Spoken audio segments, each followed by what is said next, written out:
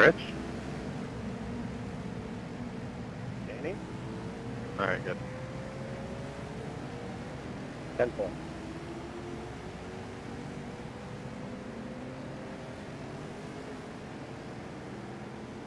This should be a very interesting experience. Hope we all enjoy it. Hey guys, I'm gonna drop to the back really quickly here. Pretty quickly, not too much. Check it out.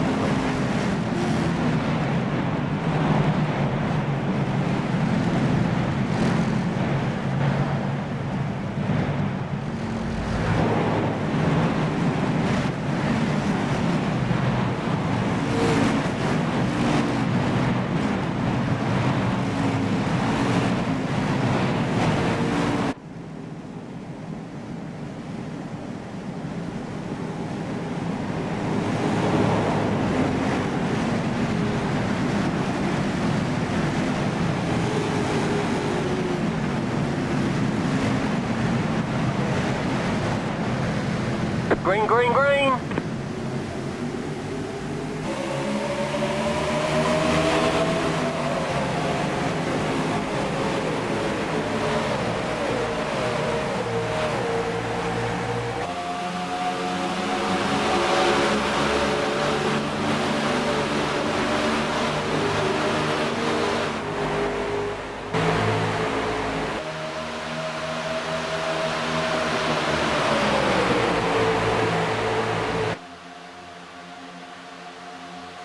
Go on, bye. Go on, bye. Enough for touch. Enough for touch.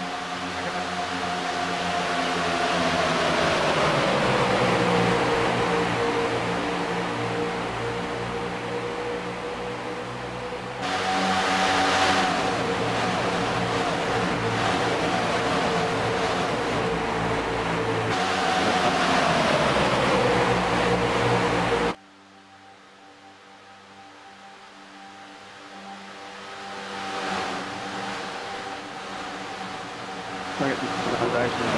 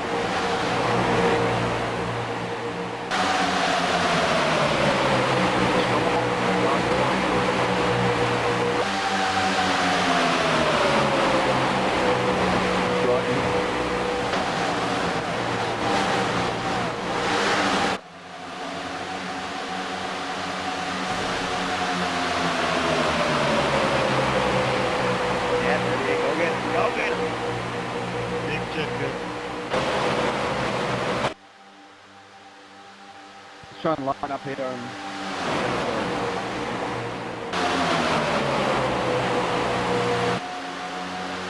catch the back up.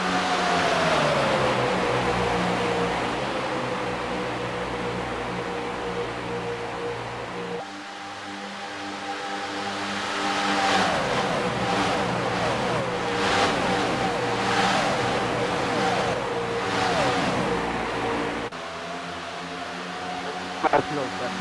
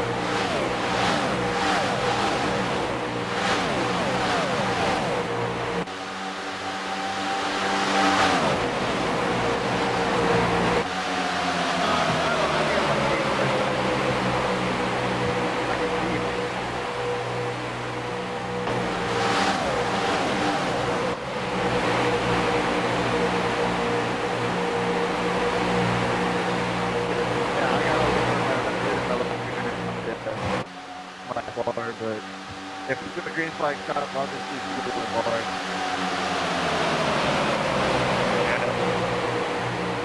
Boy Cat Grill.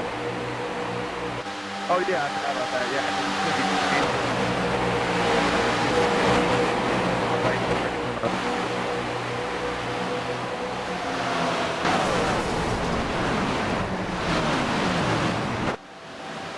Keep going.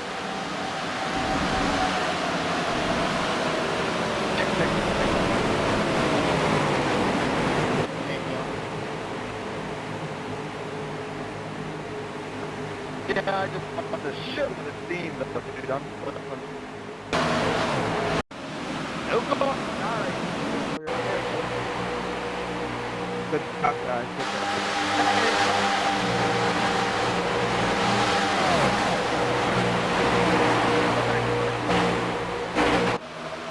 One down, from here, one down.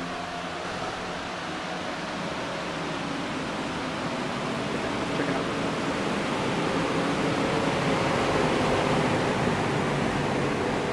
It's going, come on. You're an idiot.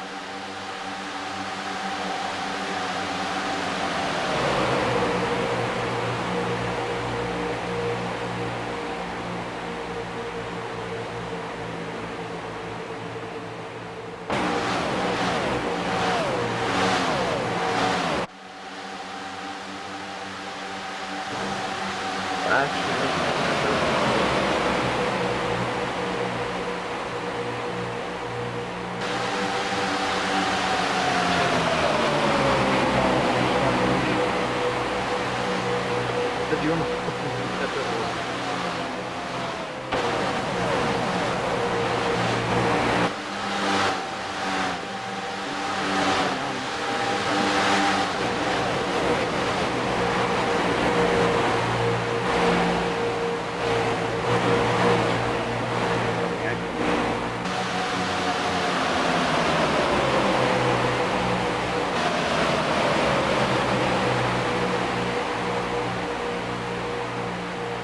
Got it, I catch it up.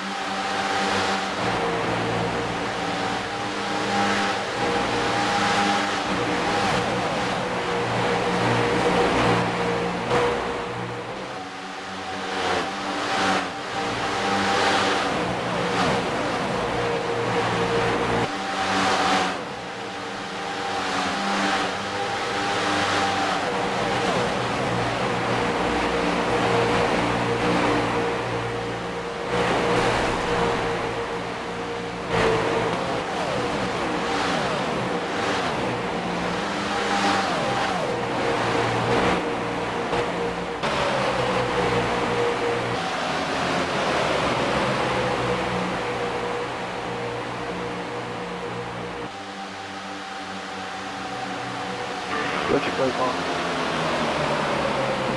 Again, I just want to follow this right to the first word, so I just really had to keep up on that mic. Sorry, guys.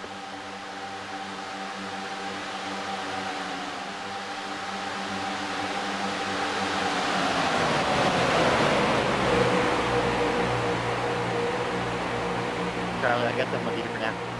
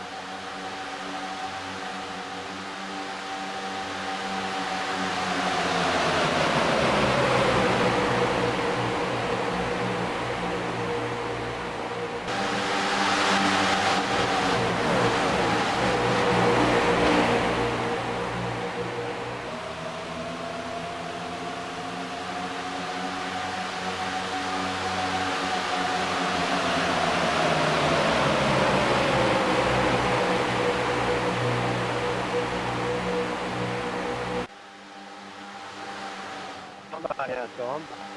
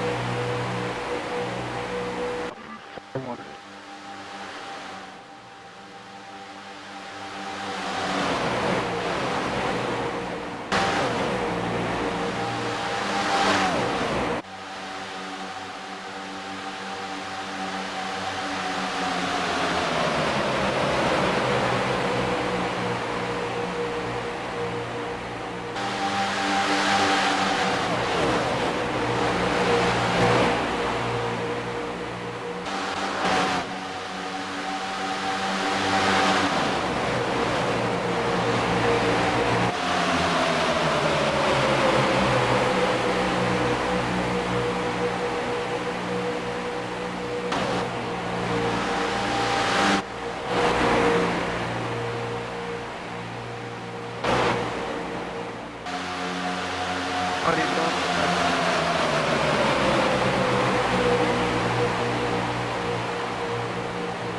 Thank you.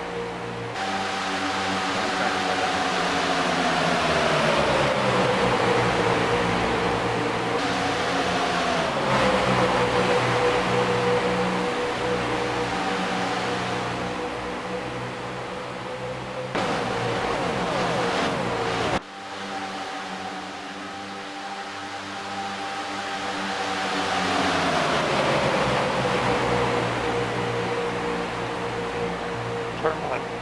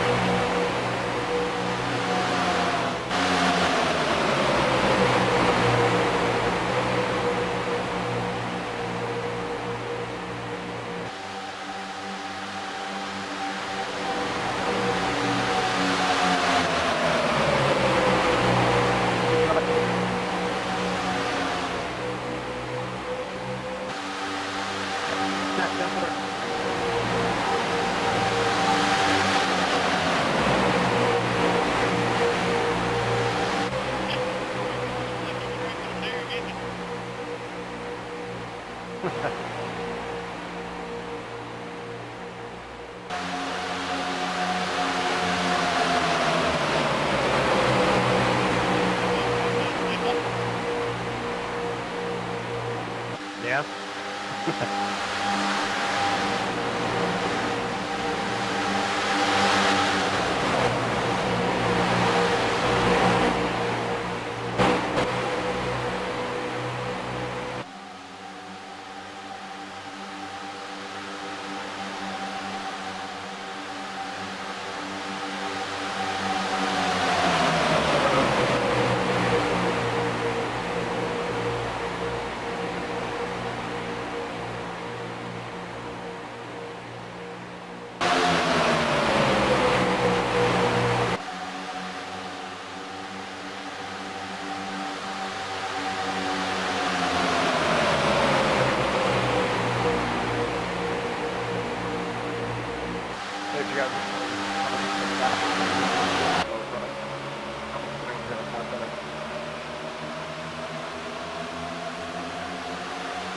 close to that.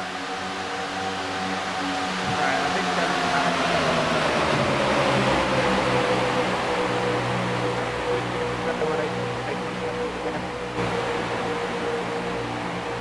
that's more. Yeah, we kind of lost there a minute ago. We should be good now.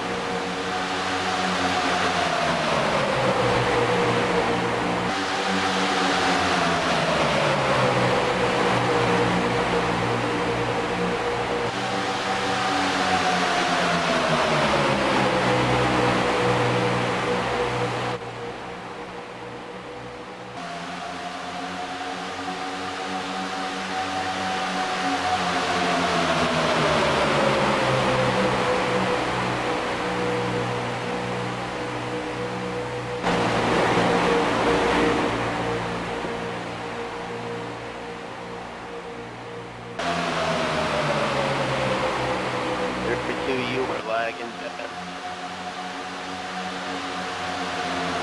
Proud of you,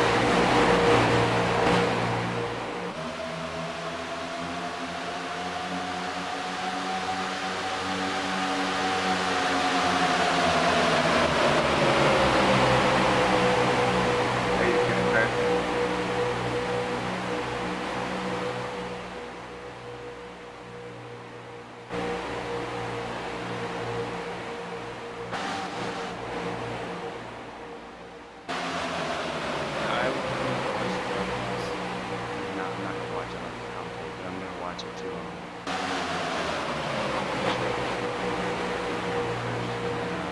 I'm gonna try to find it.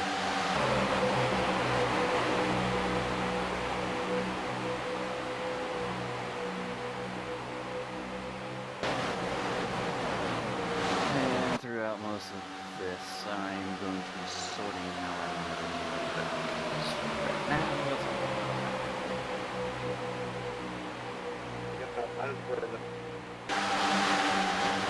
Testing 1, 2, 3, 4, 5.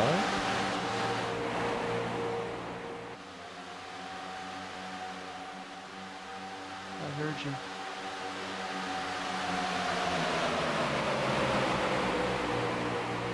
I heard you on the broadcast.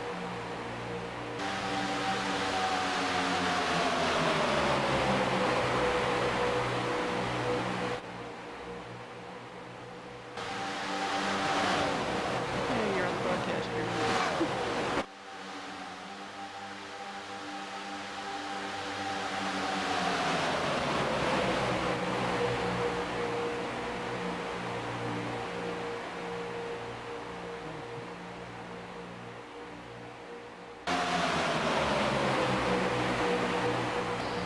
And testing 1, 2, 3, 4, 5 again.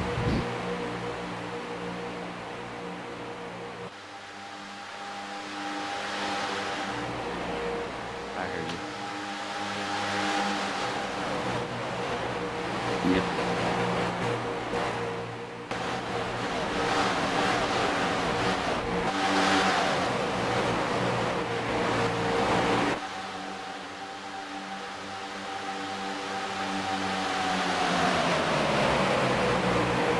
Testing 1, 2.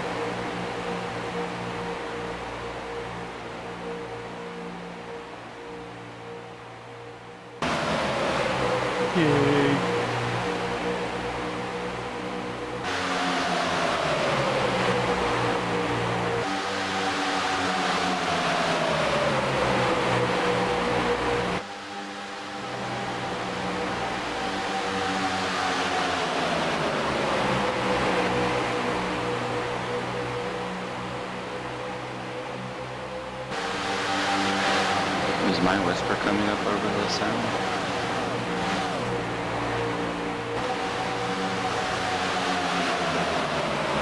It is. Yeah, this pack is pretty.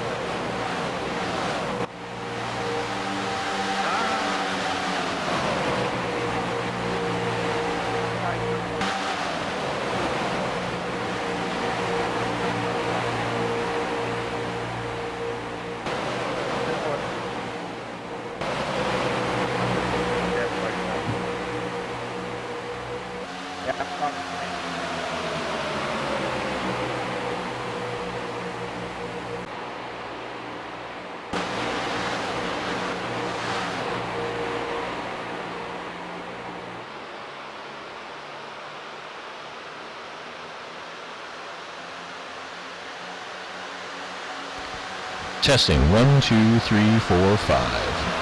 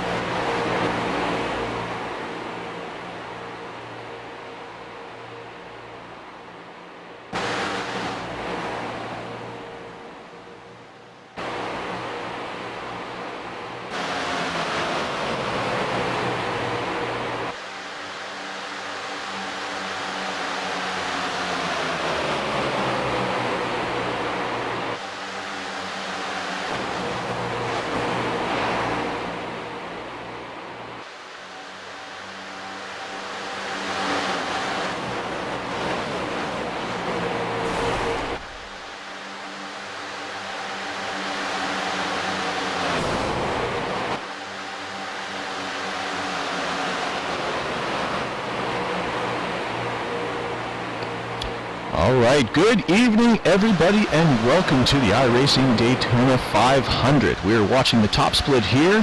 I am Trevor Cameron, your host, and with me is Chad Dalton, my co-host. Hey, how you doing, guys? This is Trevor, ready to watch some good fashion racing here. We're catching things a little late. We had to get some stuff set up here in the booth here, but we're actually catching this at on lap 44 here. Green flag pit stops have just begun.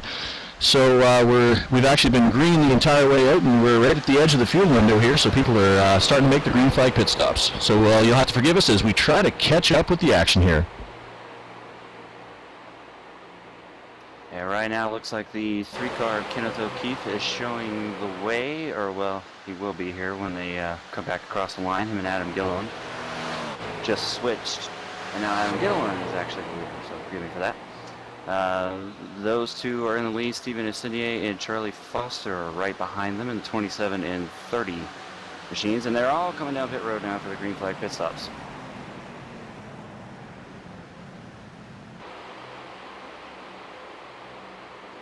.55 mph pit road speed. Got to be very careful not to speed and ruin the whole race.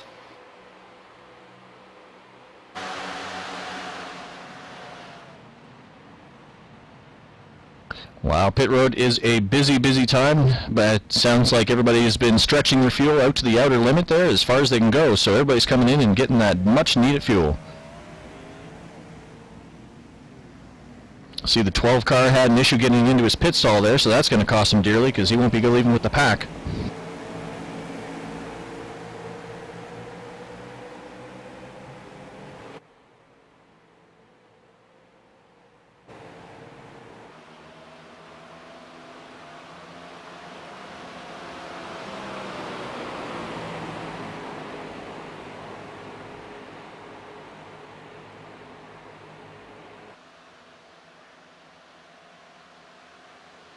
And as expected, the 3 and the 1 came out and immediately got connected. So that is really, really good for them. They should be up to full speed here really quickly.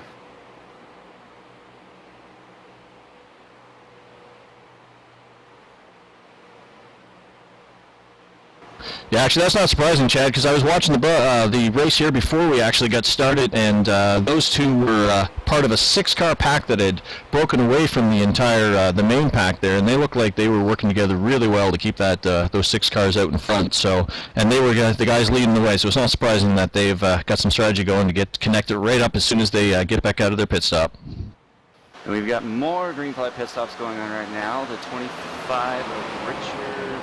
That's it. Let's see here. The 41 of Kyle McCormick on pit road. They were the leaders before this pit stop here.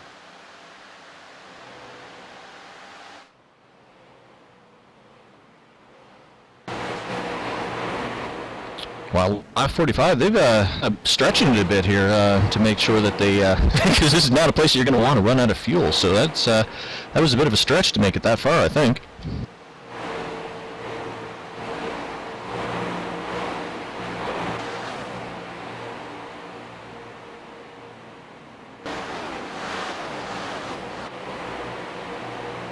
Be a little bit hard to report on the exact running order here until everybody shakes out, but the pit stop should be done here pretty soon. I can't imagine many more people will be hitting pit road here.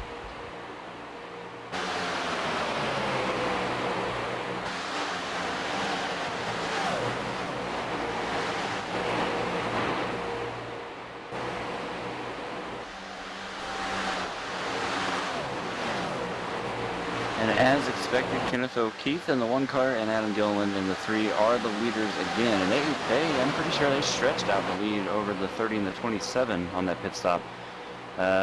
Looks like they've got about a 1.5-second lead now.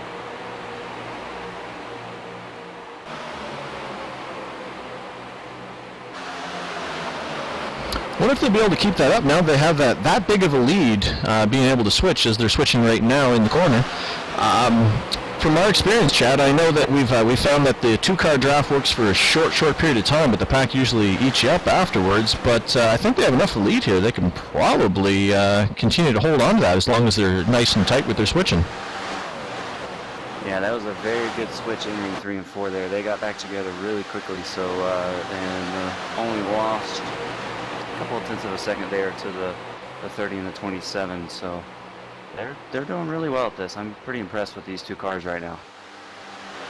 Looks like right behind them, the 30 of Charlie Foster and the 27 of Steven Izzini. They look like they're pretty tight together as another two-car pack, and then it kind of stretches out past them a little bit. So.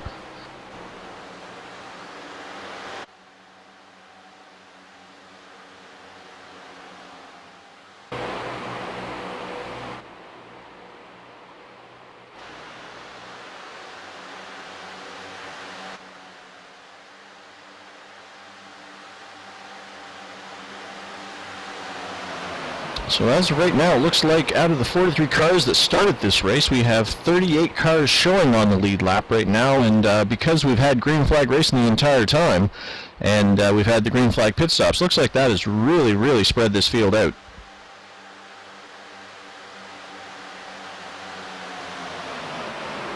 Now on back here at about 9th, 10th, 11th, 12th, 13th on back, we've got a huge pack of cars. This is where the big pack is right now, starting with the 23 car of Colin Kessler and the 41 of Kyle McCormick.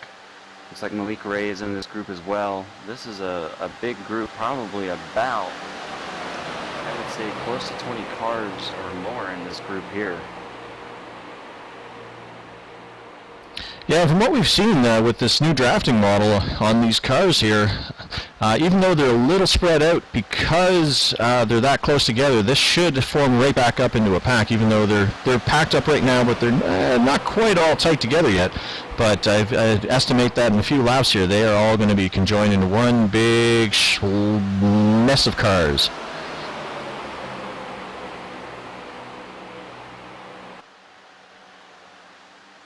Actually, as you saw there in front of that 23 car, there was a couple cars that were a little bit ahead working a two-car tandem, but the pack coming up right behind them was so close they just swallowed them up. Yeah, you got to be really careful when you switch in front of a big pack, because they will be there in a hurry. And that's the advantage that the leaders have there, is they have enough of a gap that they can actually make those switches, because no matter how tightly you make those switches there, if you are even close to a pack, it will eat you up, because that time differential becomes so huge to the to what the pack is able to do. Yeah, right now, from what I'm seeing here, Trevor, we got 6 cars that have broken away from this huge pack. This big pack of cars, starting with Alex Warren in the 14 car right now, is about 10.5 seconds behind the leaders, so they've got a lot of work to do to get back up there and challenge Adam Gilliland for the lead. Yeah, it actually almost looks like there's little two-car packs up ahead of that, little two-car tandems in front of the pack, and it looks like this pack is just swallowing them up and adding them to their mass as they go further ahead here, and that'll probably help them as long as they don't do too many wild moves within that pack.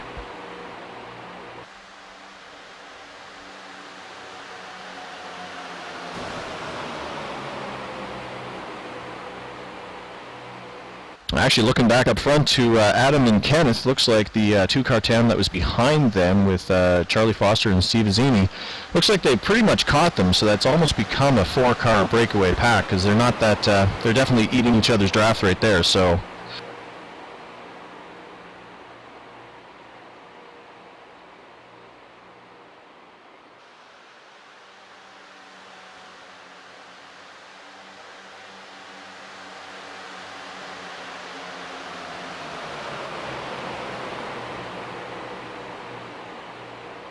Actually looking about 6 seconds behind that four-car lead group there. We have the 22 and the 20 working together in a two-car tandem. Like I said, about 6 seconds behind the leaders and about 4 or 5 seconds ahead of that humongous pack behind them. So it'll be interesting to see if that pack actually gains up on them and swallows them whole. And my guess is that it will.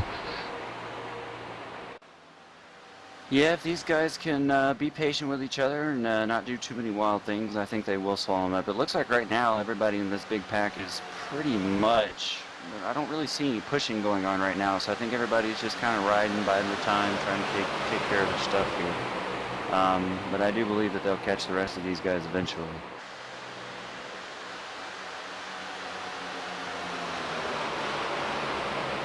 And actually, it's quite amazing here. I mean, to consider that here we are 56 laps into this race here, that we've gone green the entire way. Like that for this sort of pack racing is a challenge. As you know, it can get quite intense in there. No matter how good of a driver is, all it takes is as simple as of a slip up, and all of a sudden things go horribly, horribly wrong quickly.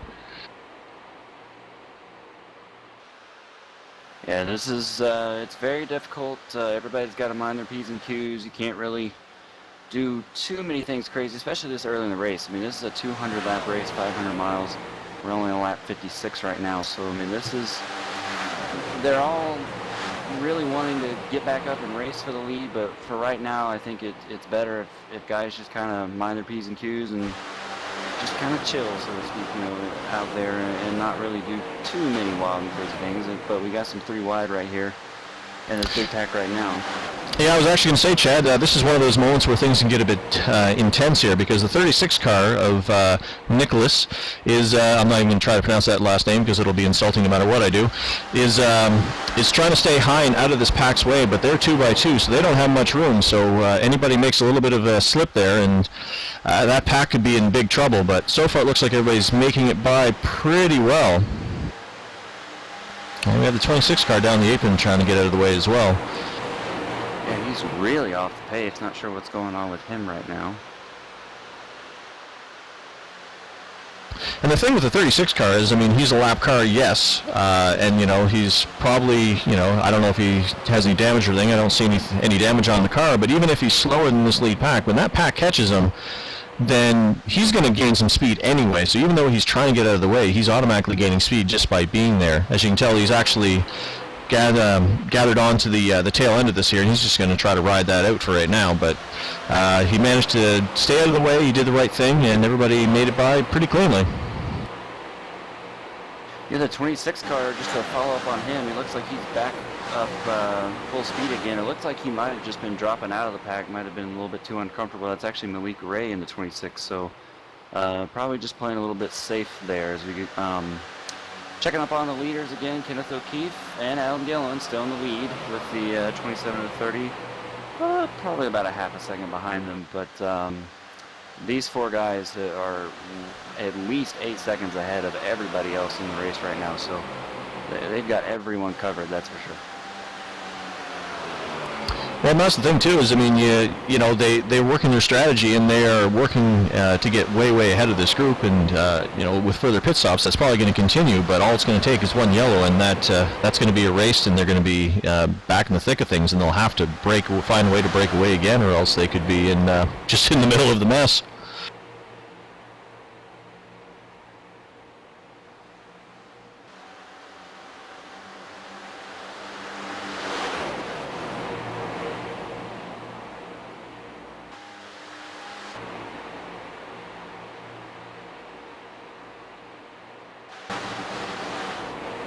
Actually, with you were mentioning with the 26 car there, Malik Ray, he had dropped a fair bit back there, but he had some help from the 42 of Joey Schmidt, pushed him right back up, and he's back in the draft of that pack again. So I think, like you were saying, he was just trying to play it safe, drop back, got pushed back up, and he's just going to hang on the tail end here and let things ride for a bit, I think. Yeah, and again, at this stage of the race, that's probably the smart thing to do. Still a long ways to go. This is a very long race. Got one car down below the line here. I'm not quite sure who that is. Looks like they're falling back in line now. Looks like that was a 23 car. Might have gotten a little loose in the tri-oval.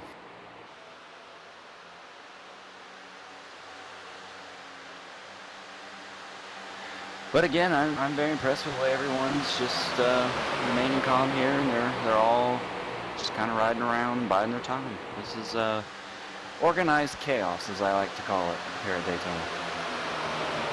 Yeah, and it's even though these guys are riding and it looks like everything's, like, even for the leaders here, it looks like everything's nice and calm and whatnot, but they're working those wheels, let me tell you, in order to make sure that they stay behind each other. It takes an immense amount of concentration to run nose to tail like that for so long and not mess it up, so to speak.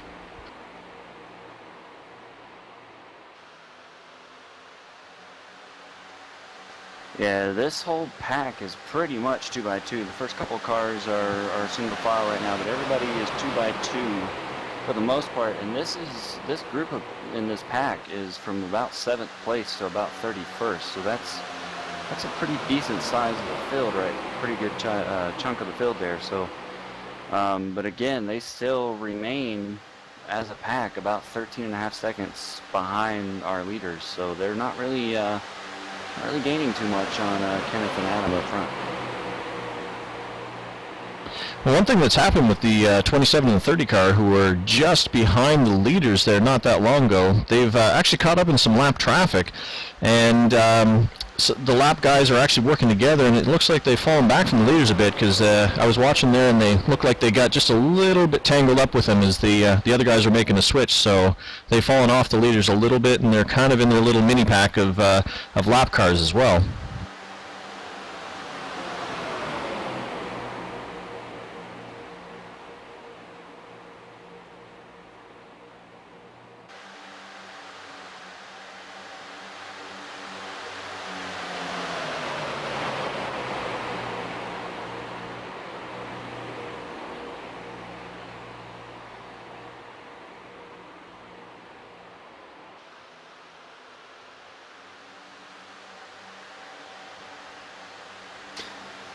And it looks like Kenneth and Adam switching again here for the lead, so Adam will take back over the lead in the number 3 car. Pretty good scene to see that number 3 car out front here at Daytona, huh, Trevor? Just like old times. That time by, that'll be Adam Dolan's 26th lap lead of the race. Kenneth has also led 26 laps led. Those two have led the most out of everybody in the field, as expected, since they've pretty much been in the front since we came on the air. Right now, their lead over the 30 and the 27 car is right at about a second. As you mentioned, those 2 lap cars are in between our 2 groups of leaders here, the 28 and I think that's the 8 car that's pushing him. So everything pretty calm up front, just pretty normal with push you for a little while. Once I get hot, let's switch, and we're going to do that for a long time tonight here at Daytona. And of course, I'm not familiar with the everybody's particular teams and whatnot, but the way that those two are working together, I have to imagine that they're talking on a private channel and had a plan to work together in this split the entire time.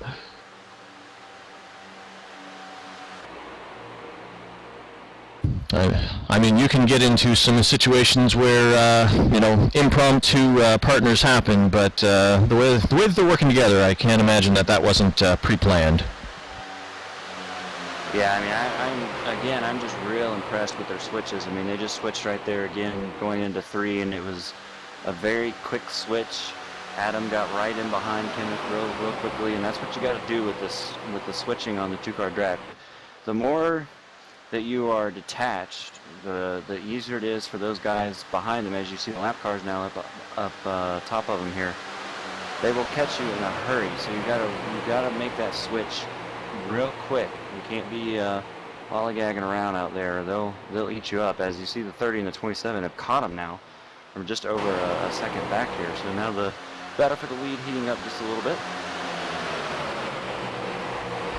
Yeah, well, that's exactly right with the switching there, Chad. I mean, it's like you pull out from that bubble of air that you've created with your drafting partner. I mean, it's just like smacking into a wall of air, and that will slow your car down in a hurry. So, I mean, you don't get behind your partner once again quickly enough, then you are going to be losing a lot of speed.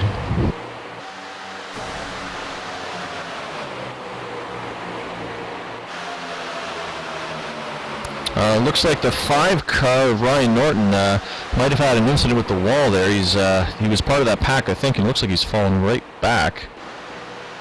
Actually, no, I apologize. It was not Ryan Norton. It was Stephen Gilbert.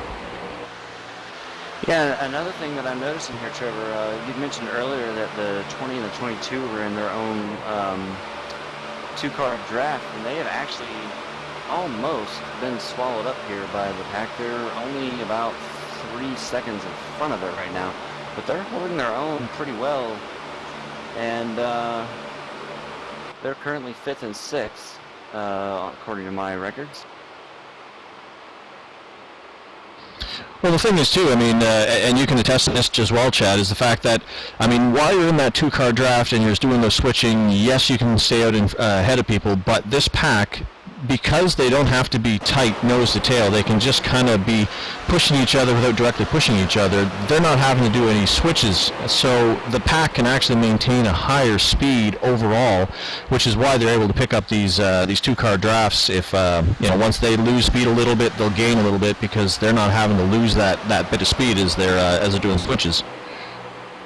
Yeah, right now, Alex, Ken and Eugene, the 20 and 22 car here, they are in their two-car draft. They are going right now about 200 miles an hour, 201 entering turn 1 here. And looking at Kenny Hump, who is in the middle, in the two-car in the middle of this huge pack, he's going right at 200, 201 miles an hour as well, but he has to check up a little bit more in the turns. As anyone who watches plate racing, especially the old style plate racing back in the early 2000s, late 90s, will know when they run a big pack, you have a lot of checkup, a little bit of bump drafting, and you have to be on tiptoes when you're in a big pack like this because things can happen in a hurry. Well, I mean, you're racing that close to other cars there. I mean, it's bad enough when you're bump drafting, you cannot see basically anything ahead of you, and you have to have that, if you don't have that communication of that car ahead of you telling you what's happening, then you're not going to have a clue. But in that pack, I mean, if you're ahead of it, in the lead of it, it's not so bad, but in the middle towards the back, there is so many cars ahead of you, you don't have a clue what's going on. So if anything happens, you'll be in it before you know what's happening.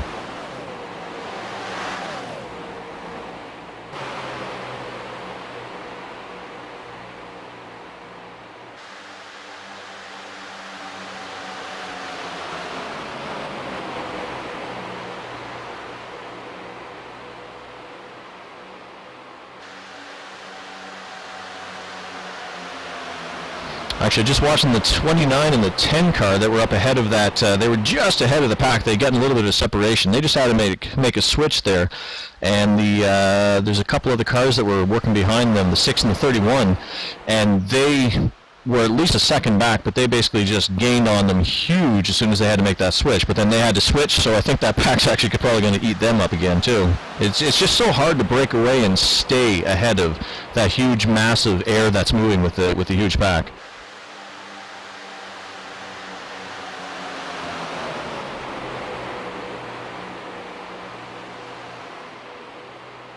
And to give folks an idea of just how separated the leaders are from this pack, Adam Gilliland, who's currently leading the race, is exiting turn 2 right now, and this huge pack is just now entering turn 1. So that's a long ways to go, and it's not going to be easy to catch Adam and Kenneth because, as we've mentioned several times, they're switching pretty much perfectly.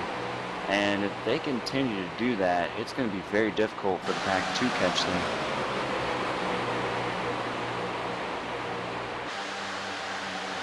From what we've seen, I mean, me and you, Chad, have actually done a fair bit of plate racing here this week and overall, but I am amazed that they've been able to make that much of a separation because in our experience, at least in what I've experienced, like we've been in packs where we've tried to break away and get away from that pack, and we have just not been successful at doing so. This is an amazing accomplishment for these guys.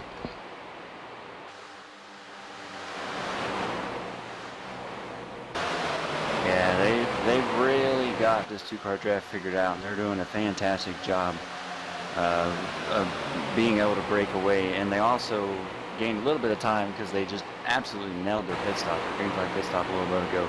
And speaking of which, we've got to be getting close to that again. I can't exactly remember when we last pitted here, but we're going to be getting close soon, I know, for another green flag pit stop unless the caution were to come out. Yeah, I agree. I think we're about 10 to 12 laps away. One thing I'd actually noticed while you were talking there is watching the lead pack, and we know the 27 and the 30 car have been able to keep up with them, but the 1 and the 3 just did a switch, and as they were switching, the 30 car backed off of the bumper 27 So in order to actually make it so that the difference in speed wasn't that large. So I'm pretty sure that their plan is just to stick with them and not try to pass them and just try to hang with the leaders until we get a little further into this race, because they made sure that they didn't come up on them with too much speed, because they basically bled off their own speed by breaking up their own two-car tandem.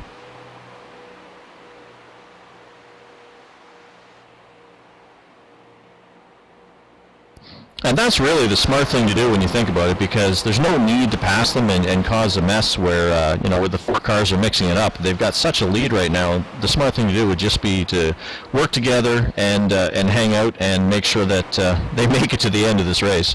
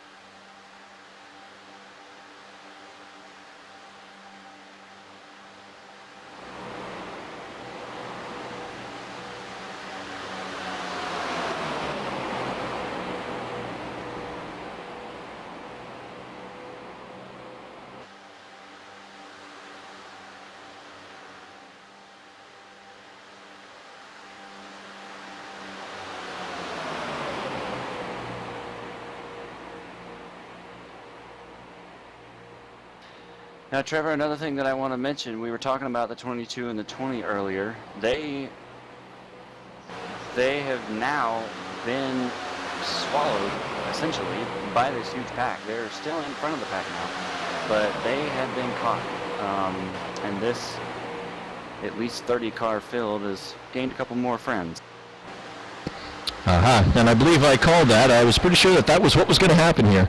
Now, one thing I also wanted to bring up there, Chad, is like I said, because the pit window is between 44 laps, so we're looking at pit stops within the next 10 laps here. And as I mentioned, it's even though it looks like everything is nice and calm, these guys are really having to put a lot of mental energy into not running each other over here. So as we go on our second round of pit stops here in a minute, then kind of mental fatigue is going to play in as they try to go from going at 200 miles an hour to trying to get down the pit road speed. So there's a good chance we might see some mistakes here as these guys the concentration just kind of overflows on them. Well, and another thing, Trevor, is these guys up here on the outside line are going to have to get to the bottom, and I'm sure that some of these guys that are currently on the inside will probably pit before some on the outside need to, but that can be a bit of a challenge as well when you're kind of stuck on the outside and you know you got to pit and you're running out of laps before you have to pit. It can be a little bit of a challenge to get back down there to the bottom. Well, absolutely. I mean, like, pitting in a pack is going to be a challenge. Now, the guys up front, now they've got it made because they'll have a nice clean entrance and exit into the pit road. They're going to work together to try to make sure they don't run each other over. So they should have a nice clean entrance into their pit road. But you're right, this pack is going to be interesting once we get to green flag stops.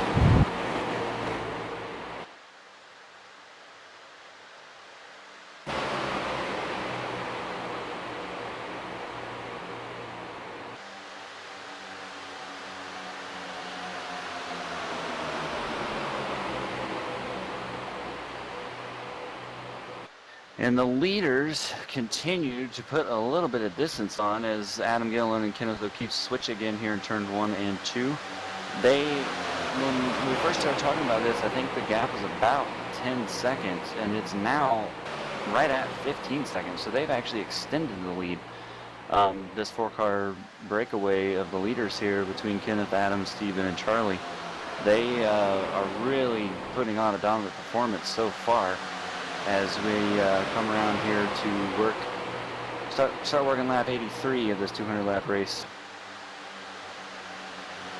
That is amazing that they've been able to stretch that out like that. Another thing I was thinking about as well, once we get into green flag stops here, is the fact that even though when they go in for the pits, they've got this huge gap, and they might still have a gap, particularly on the field, but as everybody comes up to speed and whatnot, they might end up in the middle of this pack when they come out, and that could cause some problems as well, because they haven't had to deal with traffic at all for most of this race.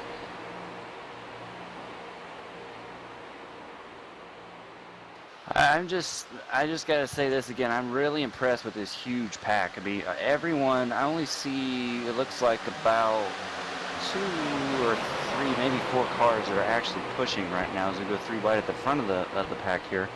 Looks like that is the 17 that was in the middle there for a minute. But these guys, they're not really pushing on each other. You know, they're kind of staying half car length to a car length away from each other, and they're just kind of orderly lining, order line around the racetrack here, and they're really just biding their time. And I gotta say that this is, for these drivers, this is what you want to see for a 200 lap race. You don't want to get into a 200 lap race and you know, be wrecked out on lap 80. You want to come in here and be able to finish the entire race, and obviously you want to have a shot to win when we get down to the end of the race. But this is what each and every driver in this huge pack needs to do right now. They need to take care of their equipment so that they have a car there at the end, and thus far they're doing it. But again, we're going to have green flag pit stops here soon, and that's going to make things really interesting, I think.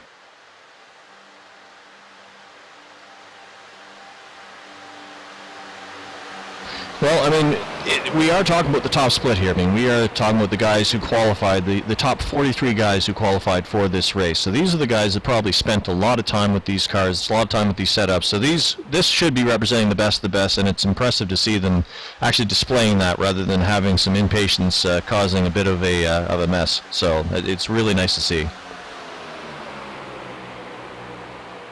To give fans watching another perspective, the leader's at the line right now, and this pack is just in turns 3 and 4. That's how big of a gap it is. That's probably about a mile, I would say, of actual track around this 2.5 mile speedway. So that's a huge lead. It looks like the leaders, though, have cut some more lap cars as the leaders group has gotten a little bit bigger. It's up to now 7 cars, 4 of which are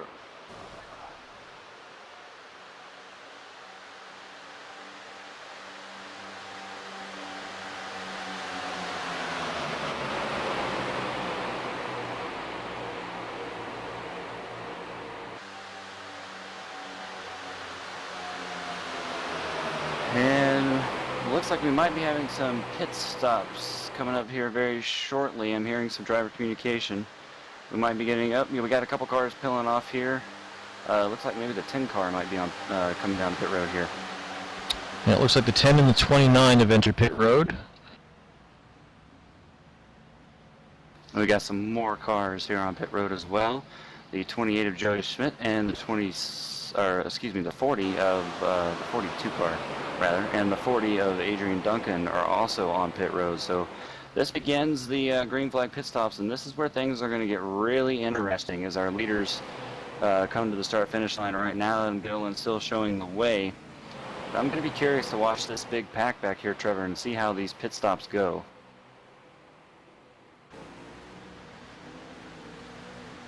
Yeah, it almost might be the more interesting race to watch right now is that pack rather than the leaders at this point in time, because, like you said, with that pack, this could get ugly when we get to pit stop, especially with the mental fatigue that we've probably got to be setting in by now.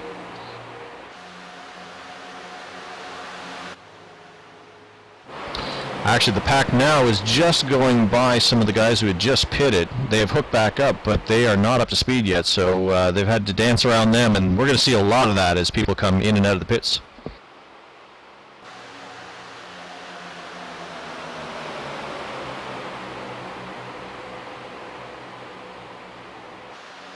Looks like the 31 car is heading in of Joe Quinn. I think the 20 went in as well, along with the 22.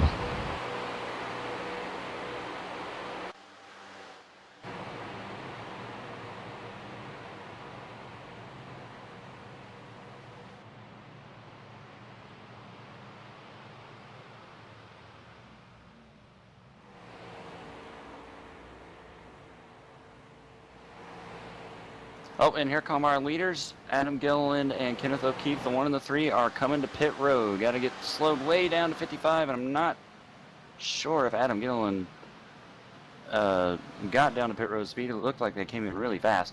We'll have to see what happens here as they are side by side coming into their pit stalls here. All right, they both pull into their pits.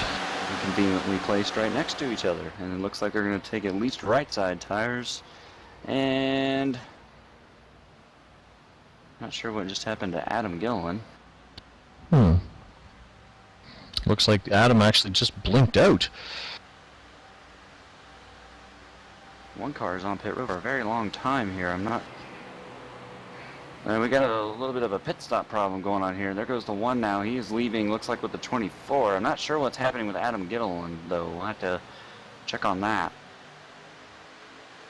I wonder if Adam had a mechanical problem there, and so the 1 waited until the 24 was ready to come out so they'd have a partner to work with. Yeah, I'm thinking that's what the 1 did there. That would definitely be the smartest move, as the 24 is now going to latch on bumper here. But this is interesting developing story here with Adam Gilliland. That cost Kenneth O'Keefe, regardless, a lot of time, as now the 10 car, Devin Hall, and it looks like the 29 of Brian Day have passed them. And these guys were literally 15 seconds behind Kenneth O'Keefe earlier. So this is a huge change in the race here at lap 89. I also noticed that it was the 27 and the 30 car that were in the pack that was also working with him. Is that right? If I'm remembering that correctly, and those guys are not hooked up right now. Yeah, the 27 is running all by himself, and I can't seem to find the 30 anywhere near him. No, the 30 is in the middle of the backstretch right now. Just entering turn 3 right now. Yeah, so the 27 is all by himself, and that is got to be a lonely feeling, especially at Daytona.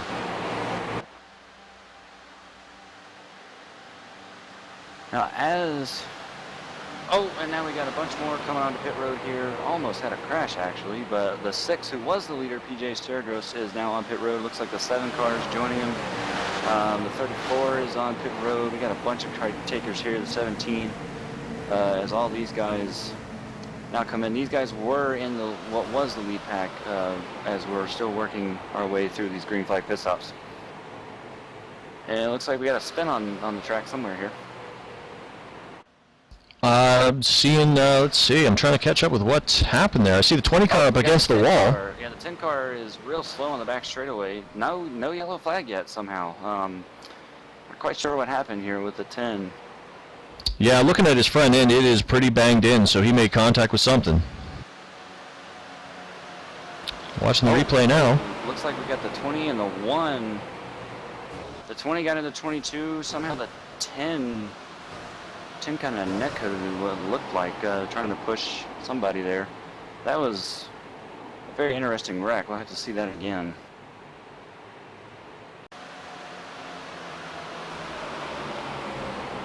Oh yeah, okay, I see what's going on now. The 22 is coming out of the pits, and the 20 didn't see him, and just ran right into him. And he just had nowhere to go. Boy, that is just devastating if you're in the number 20 car of Alex Can. Just watching the 10 car Devin Hall, looked like he pulled into his pit, was stopped for just the briefest of seconds, and then pulled back out again. So I can't imagine he actually got anything done. I wonder if he was just checking to see what the number on the amount of damage was and get his pit crew to take a quick look. But I can't imagine the strategy behind that one.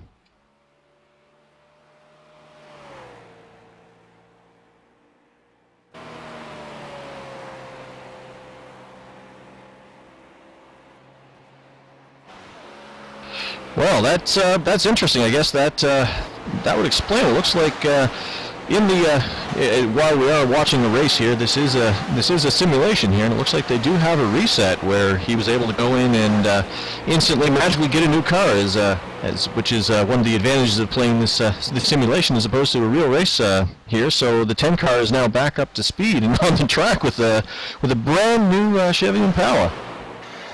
Boy, Trevor, this has really made the field completely different at the top of our leaderboard. I'm thinking we're going to have to wait till timing and scoring updates, but I'm thinking that the 2-car of Kenny Hump and the 9-car of Carl Taylor might end up being the leaders of the race here as they're coming out of turn 4 right now. 2-car drafting. I'm thinking that let's see what timing and scoring does here when we get updated at the line. And it looks like Steven Asinier is still the leader by 10 seconds. And remember, he was all by himself, and now he's got a partner, and Malik Ray in the 26 car is pushing him. But Malik is in 29th position right now, a lap down. So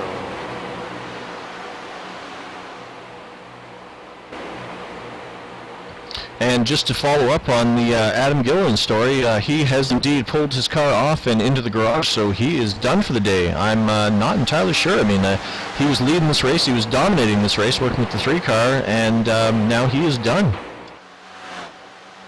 Yeah, not sure what happened there. As like you said, Adam had a very strong race going. I think he led about 38 laps in this race, so very interesting that the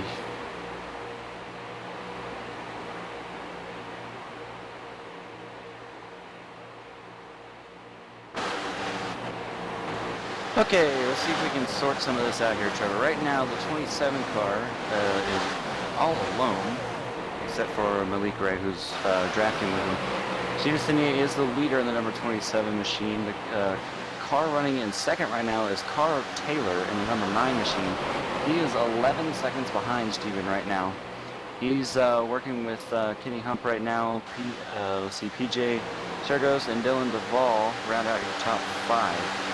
Now, these 4 cars, the 9, the 7, the 6, and I think it's the 32. Nope, just kidding. That's a lap car working. Let's see here. I'm confused. Well, it's a lot to keep up with here. I mean, trying to get these guys sorted out, because this has definitely split up the entire field, all these pit stops, as we thought it would. Okay, now I've got everything. We still have a pack, though, back here that looks like about 10 to 15 cars.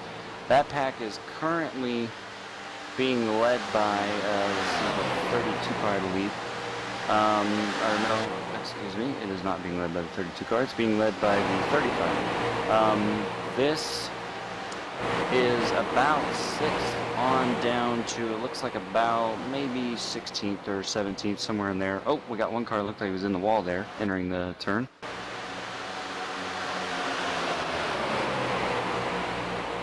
Now, I just wanted to say here, I'm actually really liking where Steve Asinier has ended up here, because right now he's working with Malik Ray, and both of us have raced with Malik, and we know that he's definitely competent behind the wheel of this car.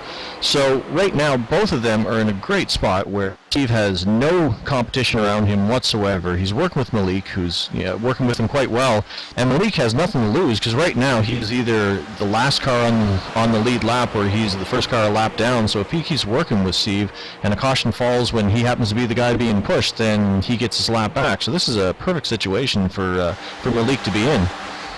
And Trevor, we are working lap 100 right now, so we are halfway through this iRacing Daytona 500. So Steven is definitely looking very good. He came out of that pit stop the biggest winner, that's for sure. I know we had a little bit of a wreck there. No caution came out, and that kind of ruined a few people's days, or at least put them really far back compared to where they were. And now as Malik and Steven switched going into turn 1, these two didn't get back together as quick as they probably needed to there, the 26 and the 27, but I think that they're still doing a pretty good job with the switches. PJ, who's in second right now, is still 11.8 seconds behind, so it looks like Steven's actually gained just a little bit of time on second place right now.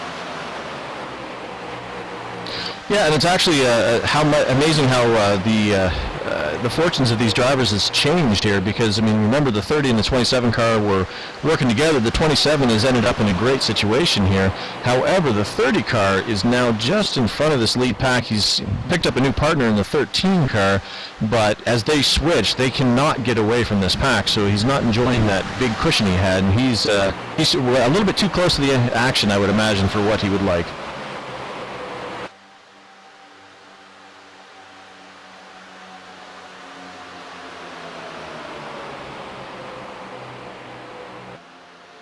And looking at this big pack here that is currently being led by the 41 car, who's got a little bit of a run with a push from the 25 on the outside right now. Now the 41's going to drop down in front of the 30. Leave the 25 hanging there a little bit. But this pack, in a way, actually kind of lost some time there on those pit stops. When they entered pit road, they were about 15 seconds behind, I think.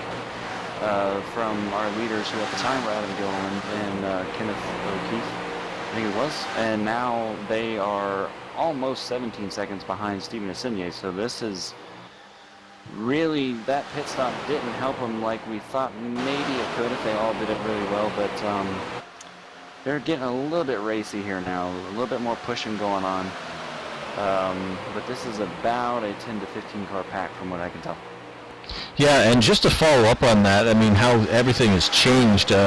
Looking at the one car of Kenneth O'Keefe, he is back now in 24th position, 25th, 24th position here, and like away from that large pack. He looks like he was trying to work with the 11 car, and they tried to switch, and I bet you the one car is cursing the 3 car for having whatever issues he had, because he is now lost his partner and working with somebody who is not working with him whatsoever, and they are just losing that pack. Yeah, unfortunately, Kenneth O'Keefe went from being in the first or second position for pretty much the entire first half of the race, and like you said, now he's in 25th, and it looks like about 25 and a half seconds. Oh, we got a Oh, I see smoke. 22 cars spun on the backstretch by the looks of it. He's down here on the inside wall, and that car looks to be crab walking a pretty decent bit there. He's going to come back here on the track. We stay green though, however. Yeah, he was off the racing surface, so the officials didn't see the need to pull the yellow flag out. Also seeing the 20 car of Alex Kahn is on pit road, and that happened just after that accident. I wonder if they might have had contact. He might have had damage or something. And we're hearing that it might have been a bad switch between the two. The 20 and the 22 had a bad switch, and that is really hard to do here at Daytona, is get that switch nailed right. It can be tricky. You can misjudge the distance that you are with the car that you're trying to switch with, and it can lead to disaster, unfortunately. Yeah, we were talking about that earlier, about how much this, it looks like they're having, they're doing everything right and everything's easy, but it just takes one little mess up and all of a sudden you have a car spinning out and probably done for the day.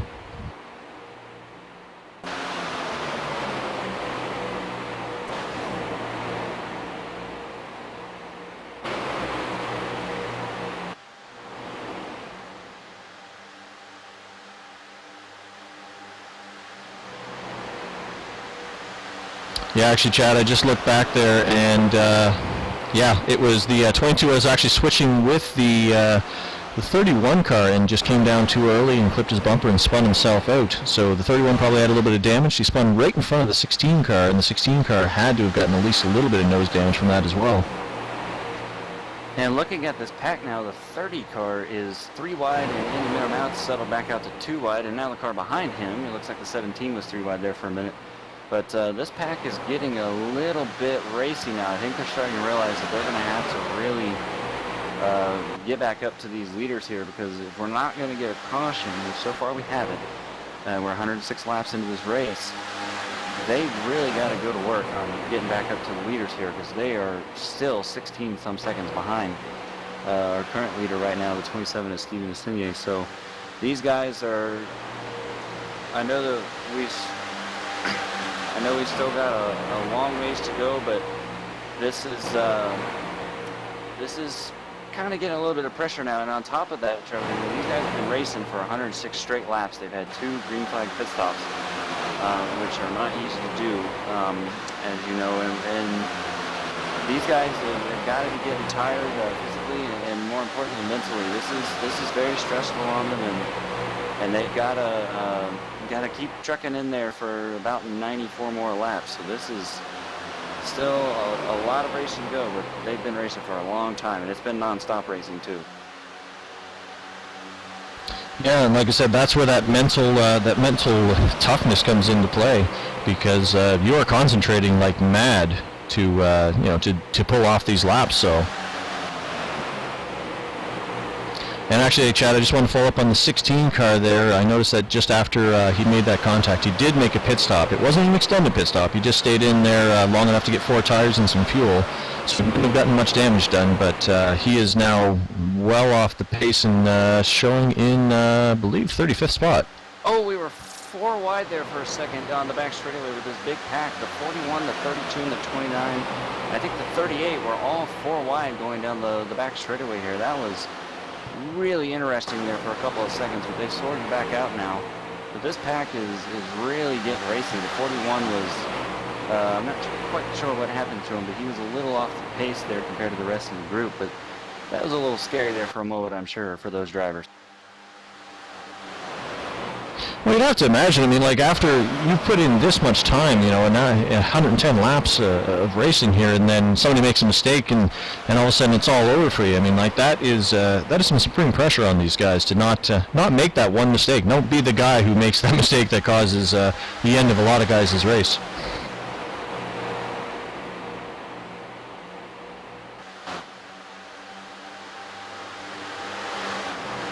Just want to update our fans of Steven Sidney. Nothing has changed out front. He still has an 11-second lead, and that number 27 machine is still working with Malik Ray.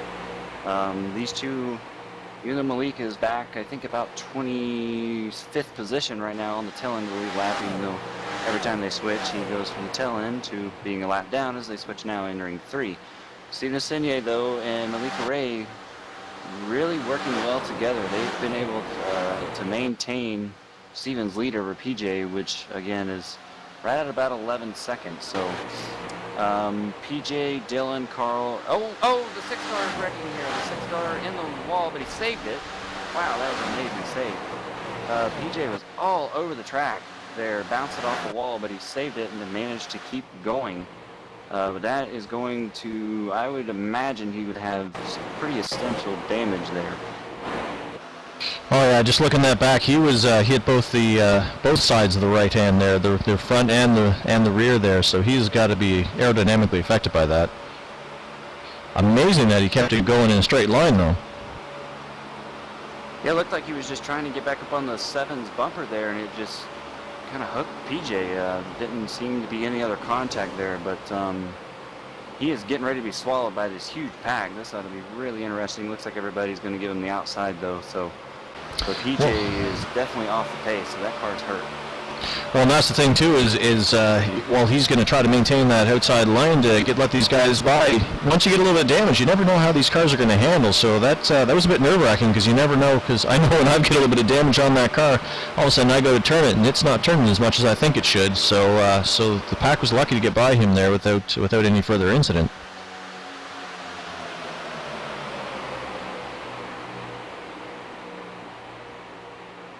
It'll be interesting to see if he can, if the damage is substantial enough that he can, whether or not he can hang on to the tail end of this pack and stick with them. But we'll have to see if the damage is too much that he can't draft with these guys anymore.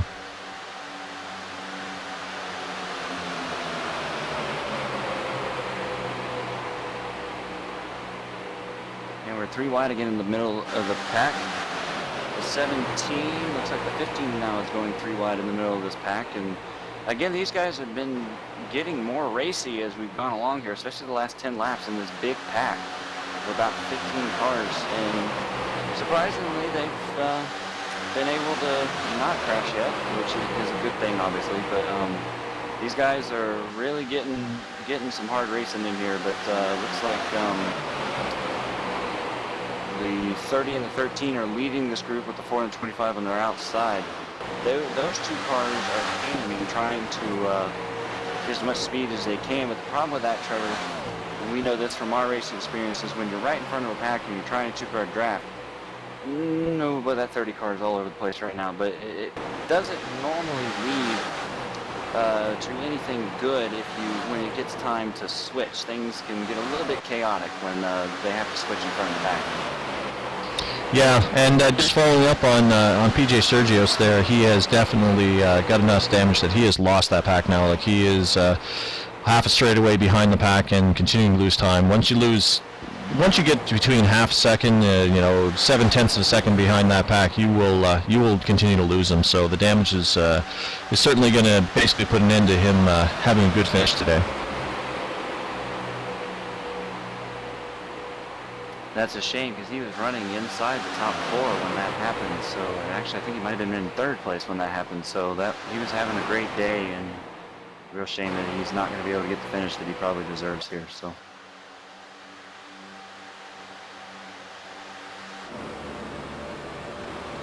Yeah, he's actually got a few more tandems just sailing right on by. At this point in time, without a caution, I mean, your best bet right now is to kind of ride it out at least for a little bit and hope that you can get in and get some of that damage repaired. But with a track that's so aerodynamically dependent like Daytona, even if you get the damage fixed, you're still never going to get back up to speed from the way it was with the new car. But apparently they have resets, so he could get a new car if he get in there. So I bet you he'll just ride it out and hope for a caution so he can get in and not lose that lap.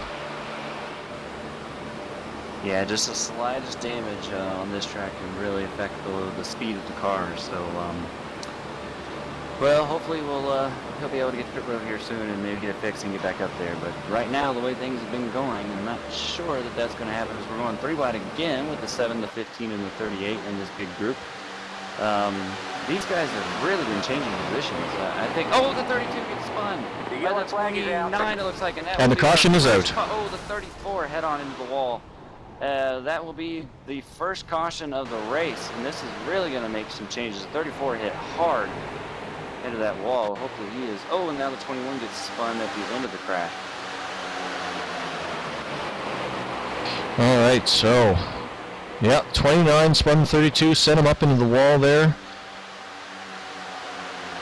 And actually, the 32 car didn't actually cause a bunch more of that. It was up ahead of him there. Yeah, it almost looks like the 32 was going to try to make a move on the 41 there.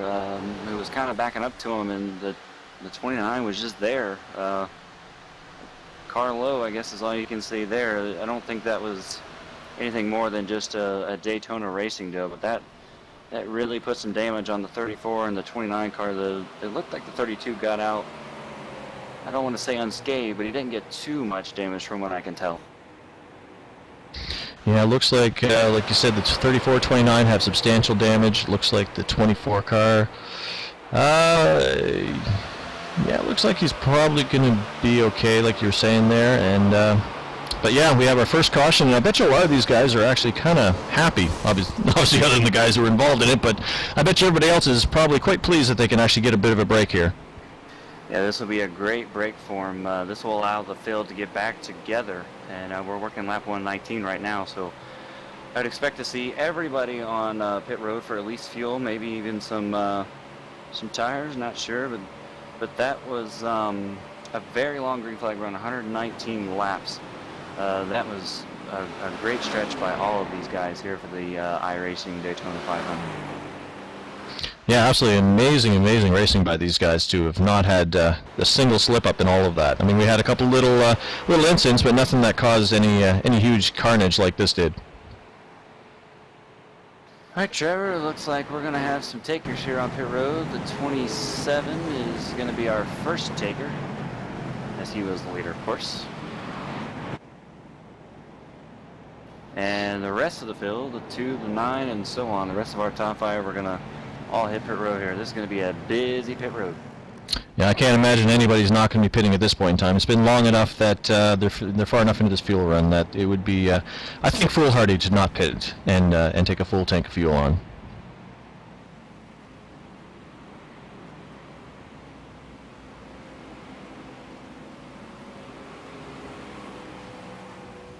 and Steven will win the race off pit road as expected. And he look, unless some other cars are going to stay out, which, like you said, I can't imagine they would, he should resume as the race leader. I noticed during those pit stops that the 25 car slid through his pit road or his pit stall, and I think he was fairly far up there, and I think he's going to lose a fair bit of time.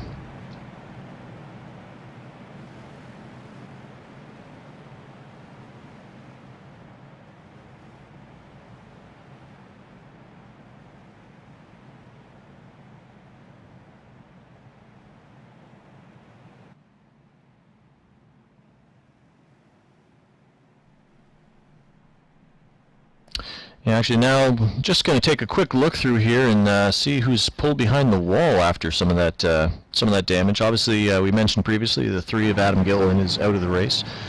We also have the 23 and the 24 have both also retired from the race at this point in time. Which is actually not an amazing amount of attrition considering this race. Typically, these huge races there's so much tension. A lot of people get really excited for these races, so there's usually a lot of attrition because people are making mistakes. But we've just had an amazing green flag run to start this race. So, hats off to these guys that there's this many cars still running. Well, I will tell you one car that was not looking forward to that caution coming out, and that would be the 27 car of Steve Vizzini, because he had like 11-second lead on the entire pack, I think, at that point in time, and now it is that is erased, and now he is going to find himself fighting things out.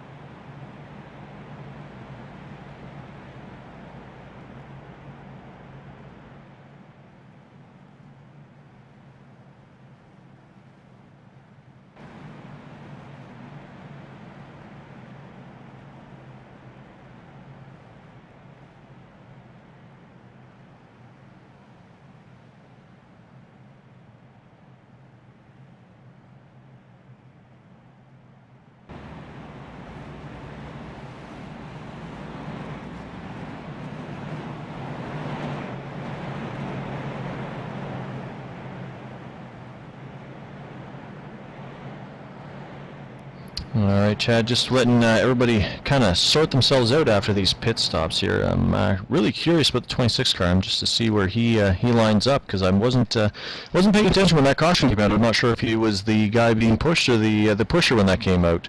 He did make a pit stop, so he did not take the wave around, so I'm thinking and he does appear to be showing on the lead lap, so I'm guessing he might have been the last car on the lead lap, and working with Steve has worked out for him.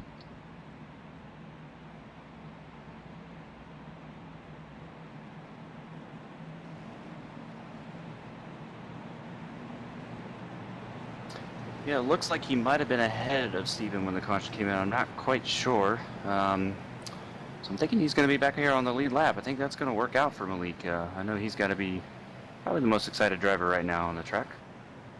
Well, like I said, I mean, with it, that was the situation he put himself in, working with Steve, so that he could, he could have that chance to actually, get that lead that lap back when if the caution fell in an opportune time, and it looks like it did. Looks like the field's pulling up here and getting ready to take the green flag. Yeah, now one of the things I want to point out here is that Steven, who is the leader, is going to choose the outside, which will put him in line with the 13 car of Peter Bennett. I'm not sure if those guys are teammates or not, but a little bit of an interesting strategy here by Steven starting on the outside here. And it looks like the 30 car of Charlie Foster is showing in second position here, which he had, as we had mentioned earlier, he had fallen back into the midst of that pack when he had actually lost even, because you remember at the beginning of the race, him and the 27 car were working together. So now they are side by side. So I would not be surprised to see one of these guys control their pacing a little bit so they can get nose to tail again. Yeah, actually, I remember the 30 car got really loose in that big pack at one point. He almost basically crashed, but he did a great job of saving it. And now, like you said, he's up here in P2, so it'll be interesting to see how this restart goes. We're going to be coming to lap 123. Let me get the green flag here.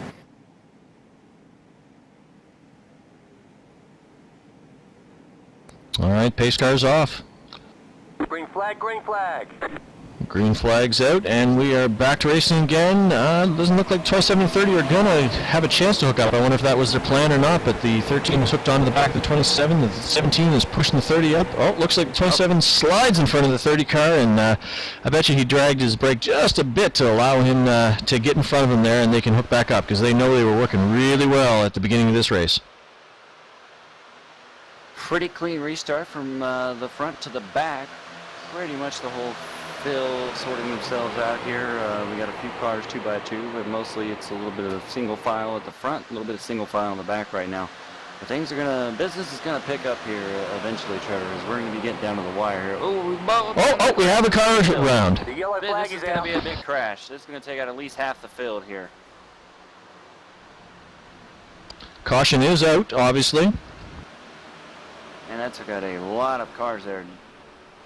32's involved again. The 29 is involved again. Looks like the 40 car, that car is destroyed from what I can tell. I think the 28 may have been involved as well. Yeah, that would be the 28 car. He's got the black magic smoke coming out of that machine, and he is really, really crab walking. So that car is boy, that thing is really damaged. See if we can see what happened here on the replay. Looks like the 33 car came down into the 29. Man, that 29 has not been in the right place at the right time tonight. And clipped him, basically wrecked himself off the front bumper of the 29 by the looks of it. Then the 33 came up, hit the 4 car, and that just started the melee and just blocked the track in front of these guys, and they had nowhere to go. Yeah, oh boy, the 4 car just barely got clipped. He was right in front of the 33 there and got clipped into that. It was unfortunate for him and the Pro Geek Chevy there, but one thing about Daytona with these huge packs, when a big crash happens like this, it's bound to take out at least half the field. I'm going to have to tally up how many cars we got involved in this one.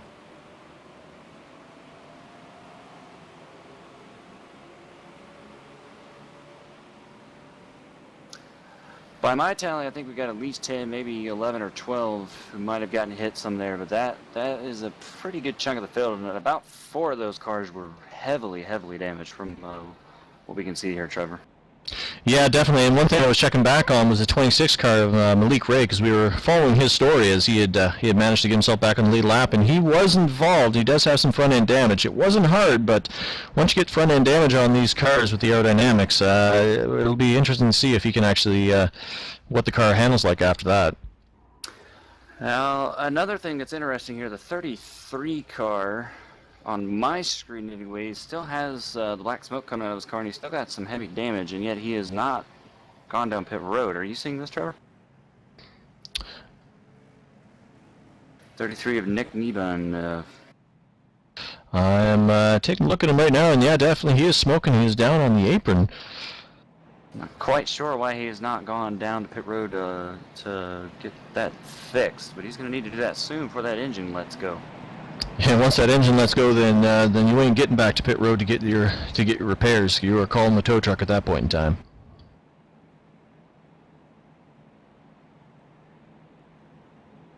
I can't imagine the thought process that's going through Nick's head right now, why he didn't go down pit road, unless he just missed pit road or something. It's also going to mess up the lining up of these cars, because a lot of cars will be told to line up behind him, and he is doing 67 down the backstretch right now, so it's going to be awful hard for those cars to stay behind him.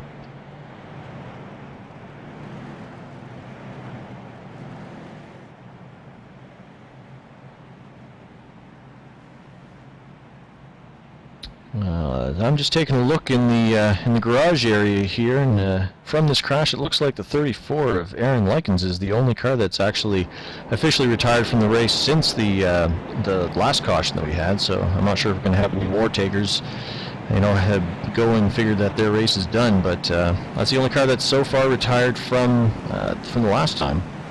Oh, and another development here. Trevor, the 22 car just pulled into pit road. Again, not quite sure why he's going back down. The car looks clean. He is a lap down right now. I guess he's just going to top off for fuel or something. He's currently being shown in the 29th position. Oh, he almost slid through his pit stall there. And the 33 car has once again passed by the entrance of pit road. Yeah, I'm not quite sure what's going on here with the 33 car. Maybe his pit crew went out for ice cream or something. I'm not sure, and somewhere's in there, I swear I heard an engine explode, but looking at the 33 car, he's still under power, so I heard that telltale explosion of somebody having a really bad day, but I'm not sure who that was.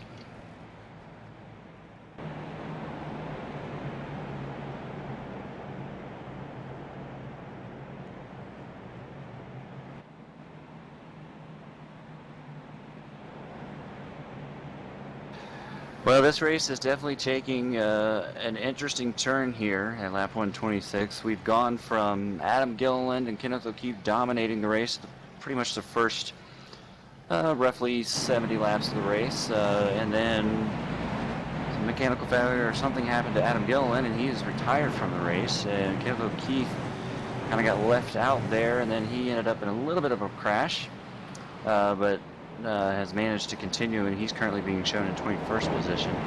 And then that left Steven Sidney all alone, and he picked up Malik Ray, and they rode around for a little bit. The pack was still coming around, and then that's when the first crash happened with I think it was the 32 and the 29, and then we had that restart after the caution, and now we've had a big one of about 11 cars involved. And that brings us up to where we are now, lap 126, with Steven still leading the race. And that number 27 car, so should be might be getting the pace lights off on the pace car this time by. Well, the old saying of cautions breed cautions has certainly been true, because they managed to make, like you were saying, so far into this race without any cautions, and then all of a sudden we had one, and that led to another. And I'm fascinated and still watching the 33 car as he once again stays by the entrance to pit road.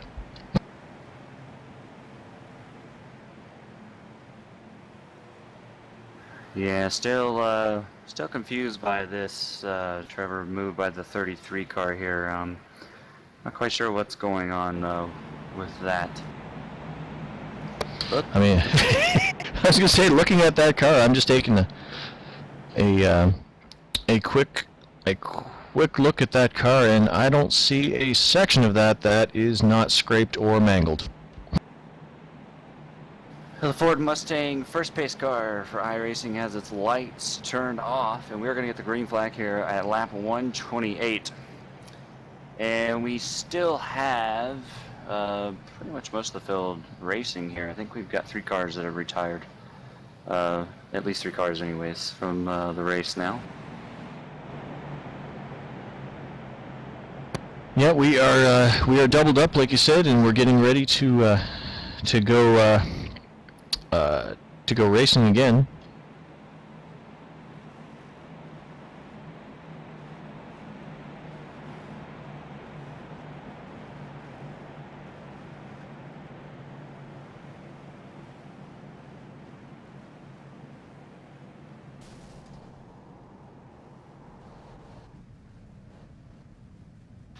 Oh, we got a little bit of an issue back here on the pace. I'm not quite sure what's going on here, but a bunch of people checked up there.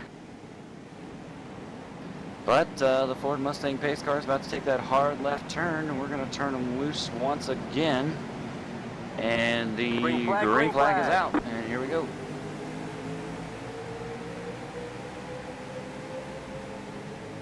Looks like the 27 car has gotten a nice, strong, clean start there in lead, but the 30 car was not able to hook up with them again this time, so it'll be interesting to see how long it takes them to get hooked back up together.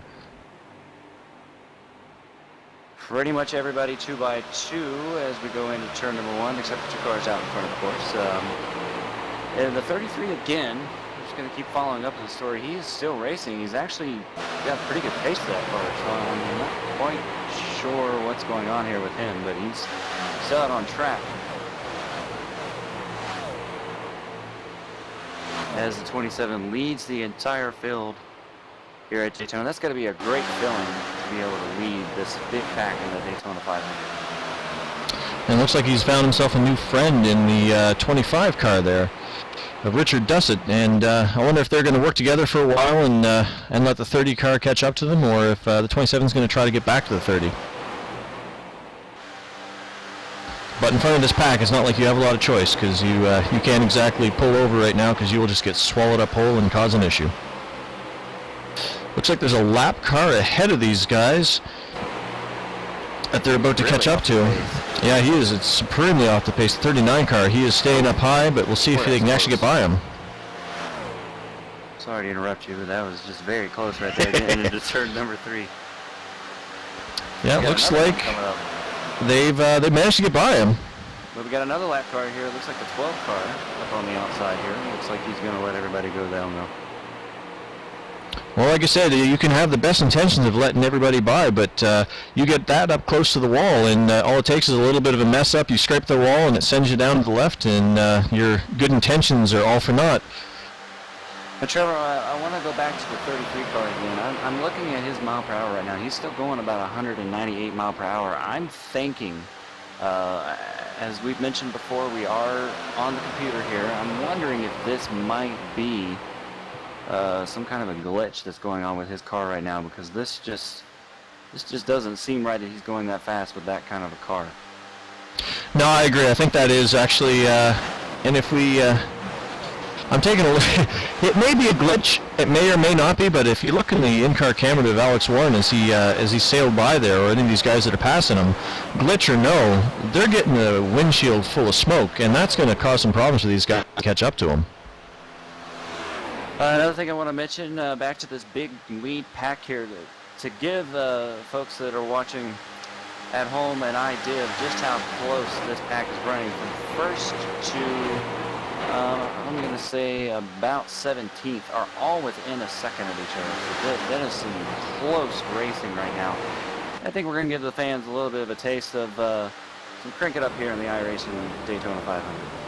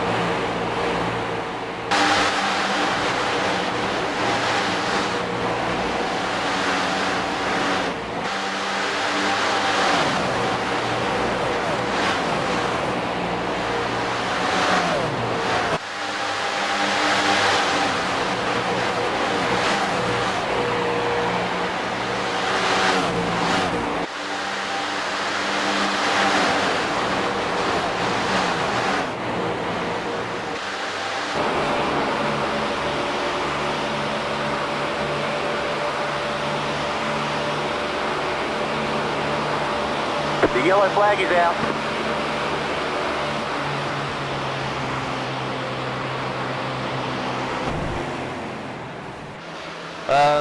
We got a caution here, the 11 car.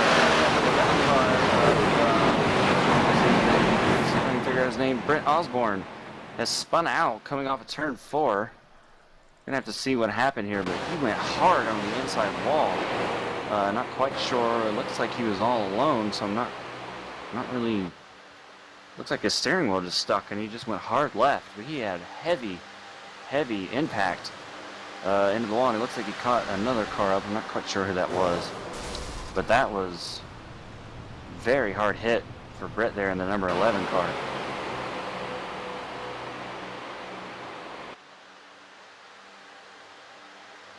I'm thinking he might have made contact with the 14 of Alex Warren, who was just an unfortunate wrong place at the wrong time there, but as Brett came back out on the racetrack. But the caution is definitely out on the racetrack.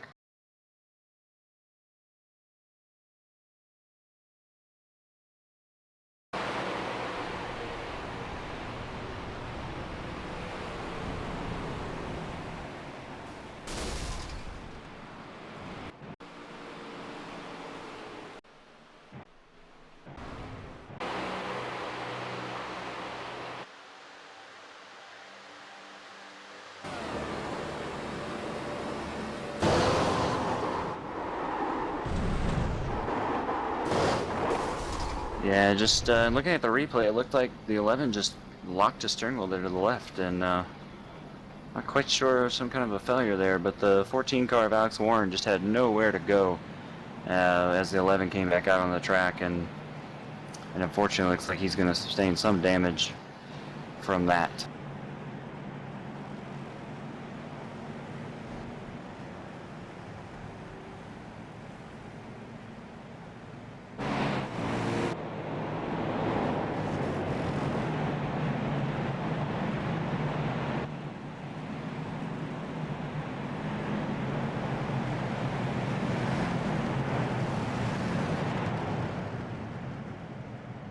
We got a couple takers on pit road. The leader in the 25, Richard, and the 27 of Steven are on pit road. So a little bit of an interesting strategy here.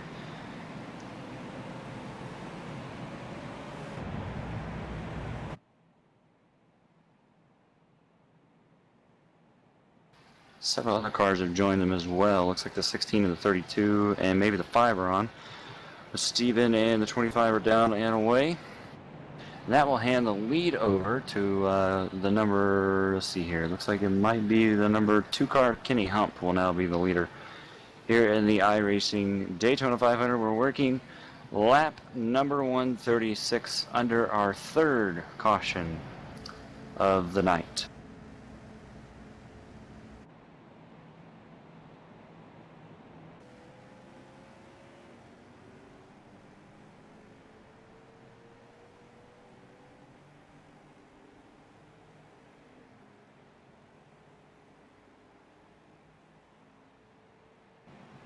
And some good news now. Looks like the number 33 car has gotten that car fully repaired. Earlier we were mentioning that he was having some issues. It looked like a bit of a glitch in the system with some smoke, and that car is now completely fixed and looks brand new now. So that's good to see the 33 car back in a nice clean machine.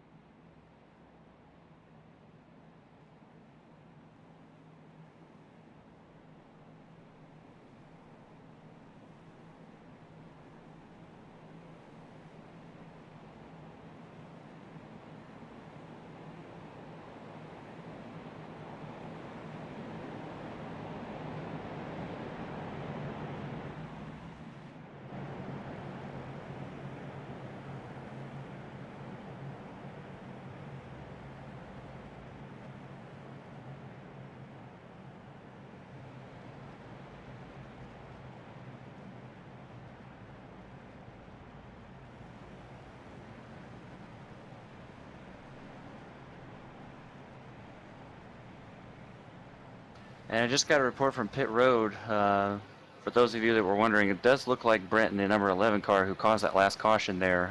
It does look like he had a mechanical failure and a steering lockup, and that is what caused the caution that we are under right now. So that's unfortunate for him. Not sure if he's going to be able to get back out on the track. Looks like he's on pit road trying to fix the damage though, so we'll see if he can get it fixed and get back out on the racetrack. But up front, Kenny Humph is the race leader.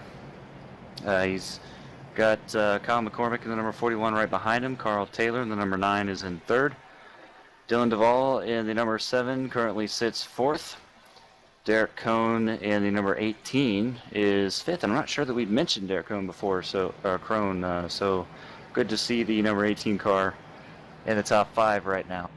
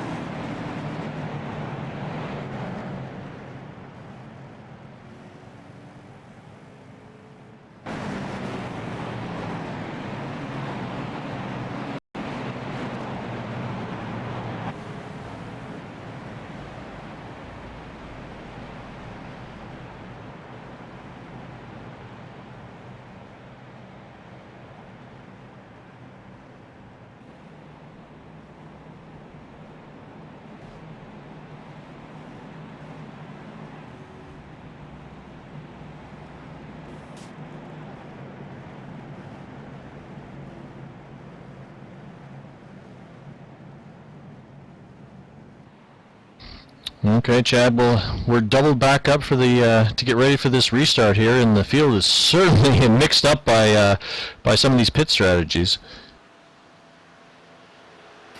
Yeah, like I mentioned, they're under caution. The 25 and the 27 pitted, and a few other cars pitted. I think from about mid-pack. Not quite sure what the strategy is for the 27 and the 25. We still got a long ways to go. We're on lap 138, so a little bit of an interesting pit strategy. We'll have to keep that in mind as the race moves forward here. Well, yeah, that's the thing, Chad, because, I mean, now that those guys that are a little bit further back in the pack, they have more fuel. I mean, the pit stop for the tires and stuff doesn't really matter that much here, but now it's going to come down to fuel strategy, so they certainly don't have enough to end to finish the race in, but they can last out there a little bit longer, so maybe they're counting on a long green flag stop or run here where these guys are going to have to pit in front of them. Yeah, well, here we come off turn number 4 now. The Ford Mustang pace car is going to take a hard left once again, and we're going to turn them loose. We're going to come to lap 139. Kenny Humph in the lead, Kyle McCormick to his outside. Kenny chose the inside. Green flag, green flag. And the green flag is out.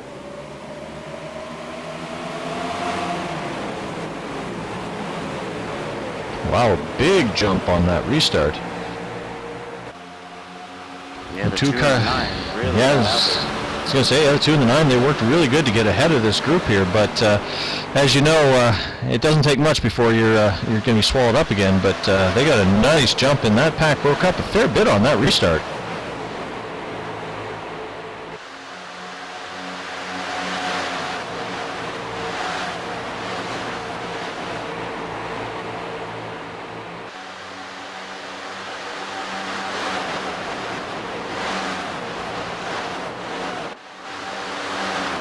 And a new developing story, Kenny O'Keefe has gone to the garage. We'll have to see if we can figure out why. It looks like his day is done here in the Daytona 500. And that's got to be so disappointing. I mean, like, he had such a strong run at the beginning of this race, but it doesn't really matter how strong the beginning of your race is. I mean, the fortunes change so drastically from one moment to the other in these sorts of races. So that's disappointing and heartbreaking for Kenneth. It certainly is. It looks like we're going to get a little bit of well, the 7 and the 18 are coming back here on the outside, but for the most part, this front group is decently single file here. The 30 and, can't tell who that is right now. He's pushing somebody. Yeah, that's the 13 car right there. Okay, the 13 there, making a little bit of a run there on the outside. Oh, we almost had a crash in the back of the pack. Sorry, that was just me getting Nancy back here, but everybody is good and we made it through. Yeah, because there are still cars going 3 wide in the back there, and it's a little bit dicey in the back there.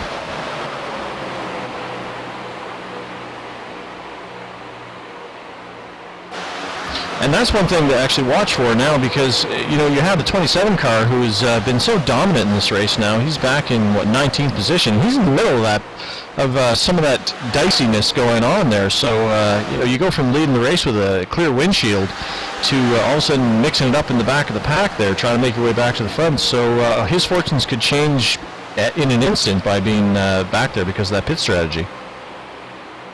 And we have a new leader here. Guess who, Trevor? Let's see. Guessing would be a bit. Oh, we have a wreck right in the front. 90 to 30. Oh, this is going to be bad. Big crash here. Boy, and that's a shame, too. That's going to take out a lot of cars. Wow, looking at the backstretch, just looks like a junkyard right now with smoke and mangled cars everywhere. Yeah, that started with that 2-car draft gone wrong. From what I could tell on the live, you will have to catch a replay here. I think the 9-car got a little crooked entering the turn there, and man, that's just a shame to see this.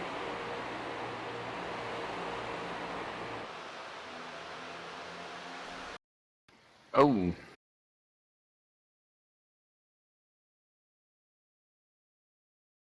Yeah, it just looks like the 2 and the 9 got a bad bump draft there, and it was pretty much on from there.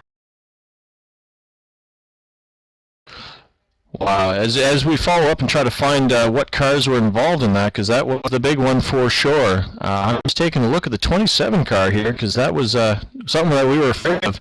And taking a look at him, it looks like he managed to get woe up and avoid all that without any damage. So that's Steve avoiding a big bullet there.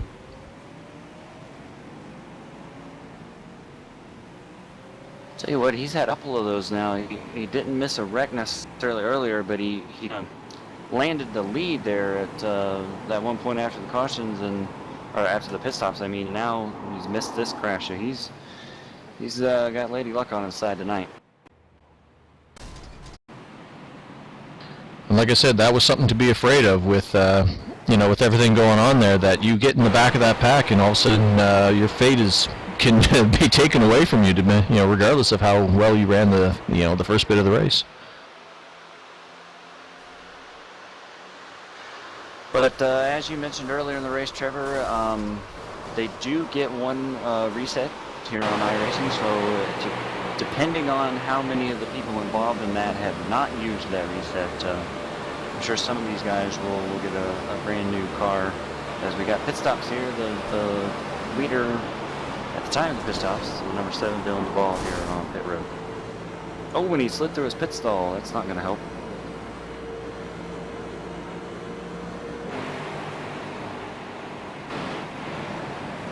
We're seeing a crowd at pit road there, as a lot of cars are coming down to top off, and a lot of these cars are cashing in their ticket for one new car, please, sir.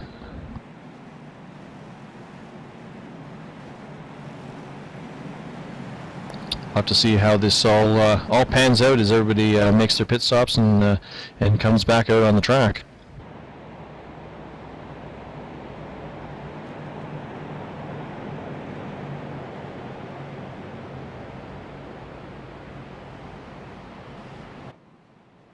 See a couple of cars there having some extended stays on pit road.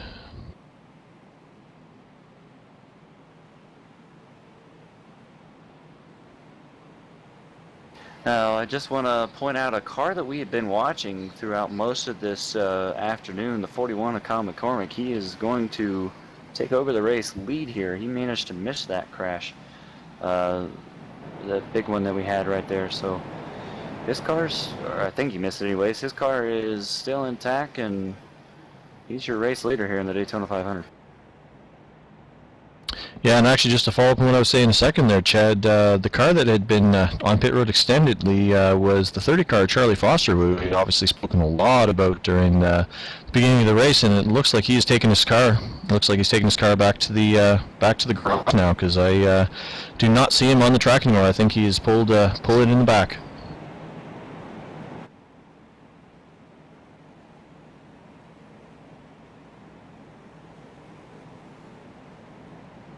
Yeah, looks like we got some more takers here on pit road.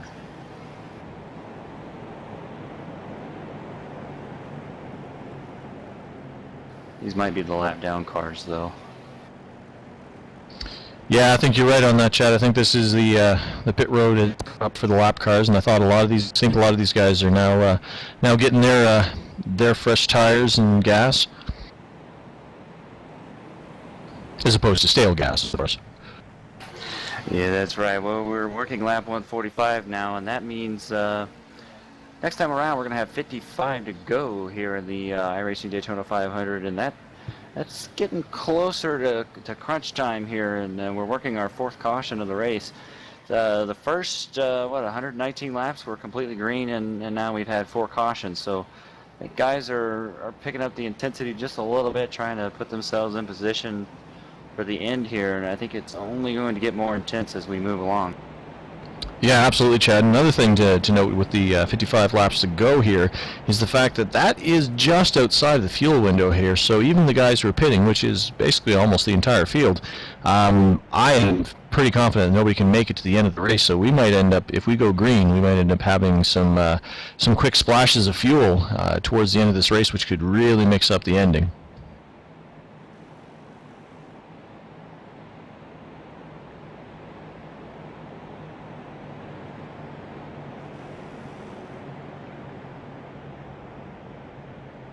And actually, Chad, while we go through our pace laps here, I just wanted to update the crowd on the retirees from this race. We have the 1 car of Kenneth O'Keefe is out of the race. The 3 car of Adam Gilliland is out.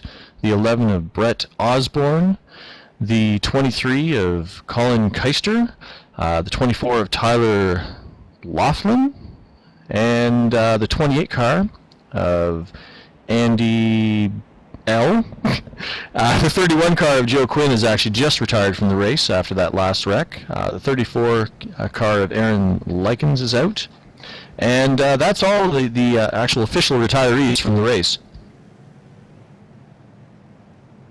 So for one of these events, actually, despite that seemingly long list, that's actually not that bad for a race such as this.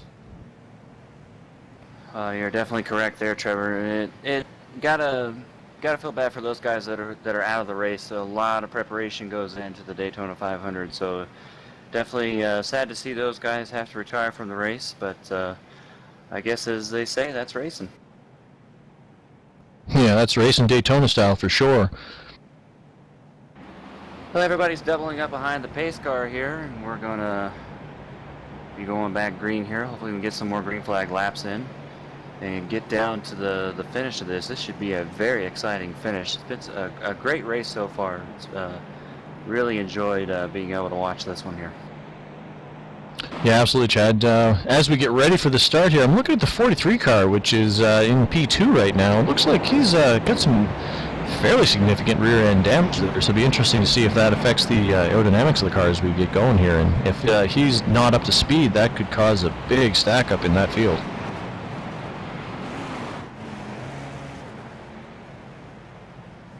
Well, we will certainly keep an eye on that as we enter turn 3 here. Again, Kyle McCormick is your race leader to his outside, like you just said, 43 Clayton, and I'm not going to try to pronounce that. The 18 cars in third, Derek Kroon, and in fourth, Ryan Norton. Fifth is Dwayne Vincent, and that is your top 5 coming to lap 147. And look at who we have in P6 there. We have the 27 car of Steve Azzini. So he's worked his way back up through strategy and some good racing here. So he's closest to the front as the pace car pulls off. Green flag, green flag. Green flag is out. Here we go. As these drivers will work up through the gears. Pretty good start through everybody, 2 by 2. Well, looks like the 43 is taking off and up to speed, so doesn't look like the damage is affecting him so far, but we'll see as we get towards the top end speed.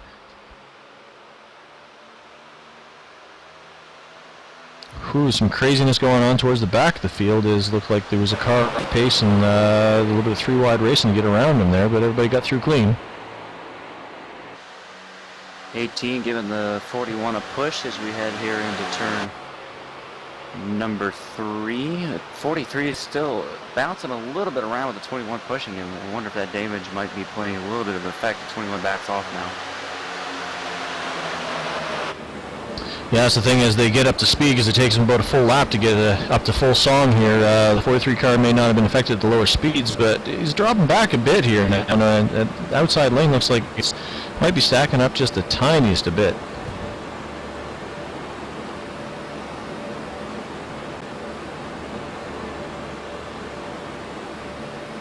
But in all of that, the leader, Kyle, and the 18 of Derek have pulled away from this pack just the slightest amount here. Unfortunately, that's not going to be enough because as soon as they have to switch, because in order to get that much of a jump on the pack here, they are pushing nose to tail. There's no air getting into the back of that or into the front of that rear car there. So once they have to switch, they will be swallowed up by this pack.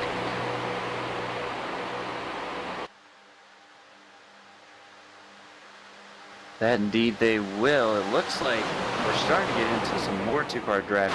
17 and 19 were hooked up until right then, and that caused the 43 and the 21 to kind of separate.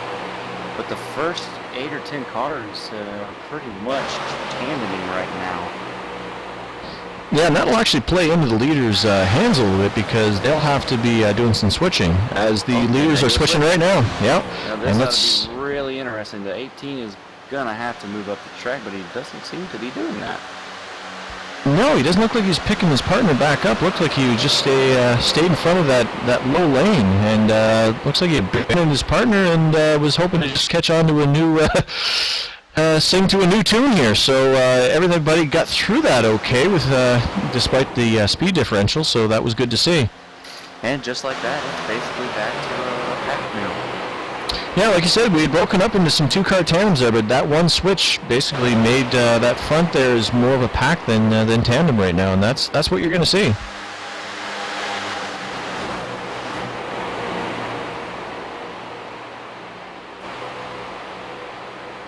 But I cannot stress enough to the fans watching at home right now just how fast these guys are going in this big pack. I mean, we're reaching speeds of roughly 200 to 202, 203 mile an hour. So this is very intense white knuckle racing.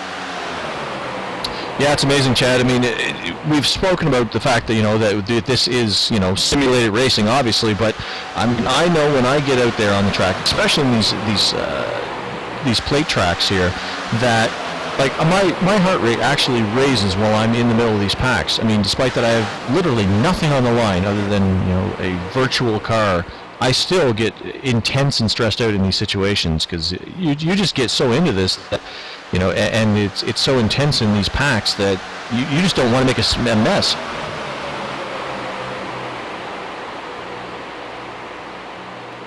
Now, we've been following a story earlier, Trevor, and you said that the 33 car had gone back behind the garage, but I'm actually looking. He's running in 15th right now, and on the lead lap, or 16th now, we just crossed the line, and his car seems pretty up to speed. He might actually have an opportunity to get up there and fight for the lead here soon.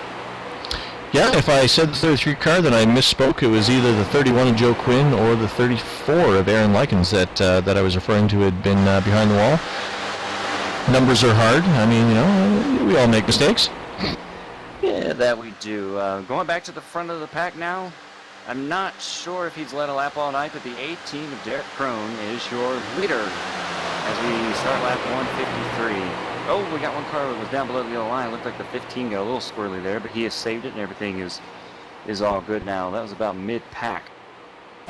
Yeah, and right in the middle of that trial is a evil place to get onto that apron a little bit because that can send your car around in a blink of an eye.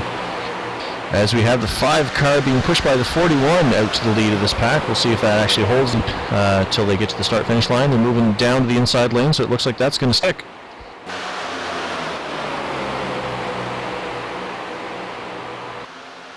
Yep, and Steve Gill will be your new leader here in Daytona. And I believe that'll be the first time that the 5 car has been out leading the pack as well. So.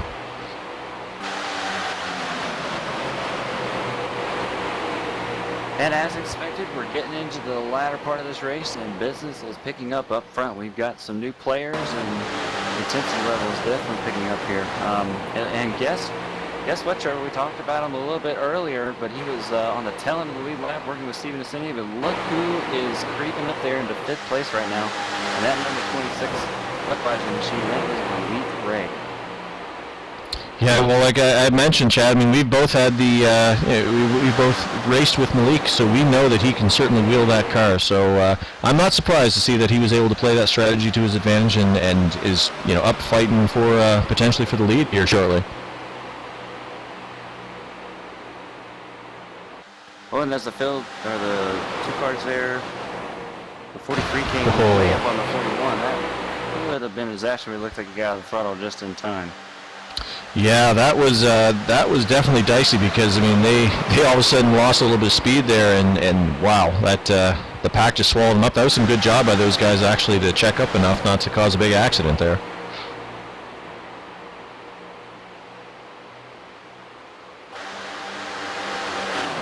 Oh, and the 43 left the 41 out there, dropped down in the inside lane to move into 3rd place after one. Yeah, you'd be amazed at how many temporary friendships there are in a race like this, where all of a sudden you're working with somebody, they get you to the front, and all of a sudden it's to their advantage to dump you. Then if you're not a pre-existing partner, then they will dump you like a bad habit. Now, if you notice, when that happened, 41 was basically in 3rd on the outside, and now he's dropped back to about 6th or 7th. That really checked the outside line up. Now Malik has picked him up, and it looks like they're going to make another charge here.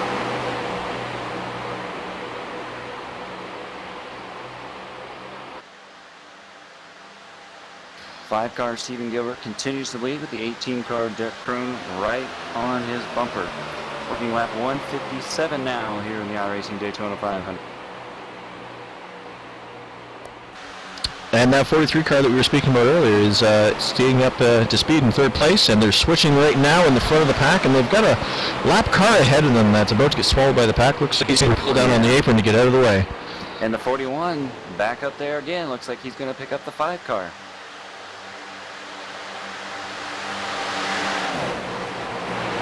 Another car who's just kind of quietly working his way up through here.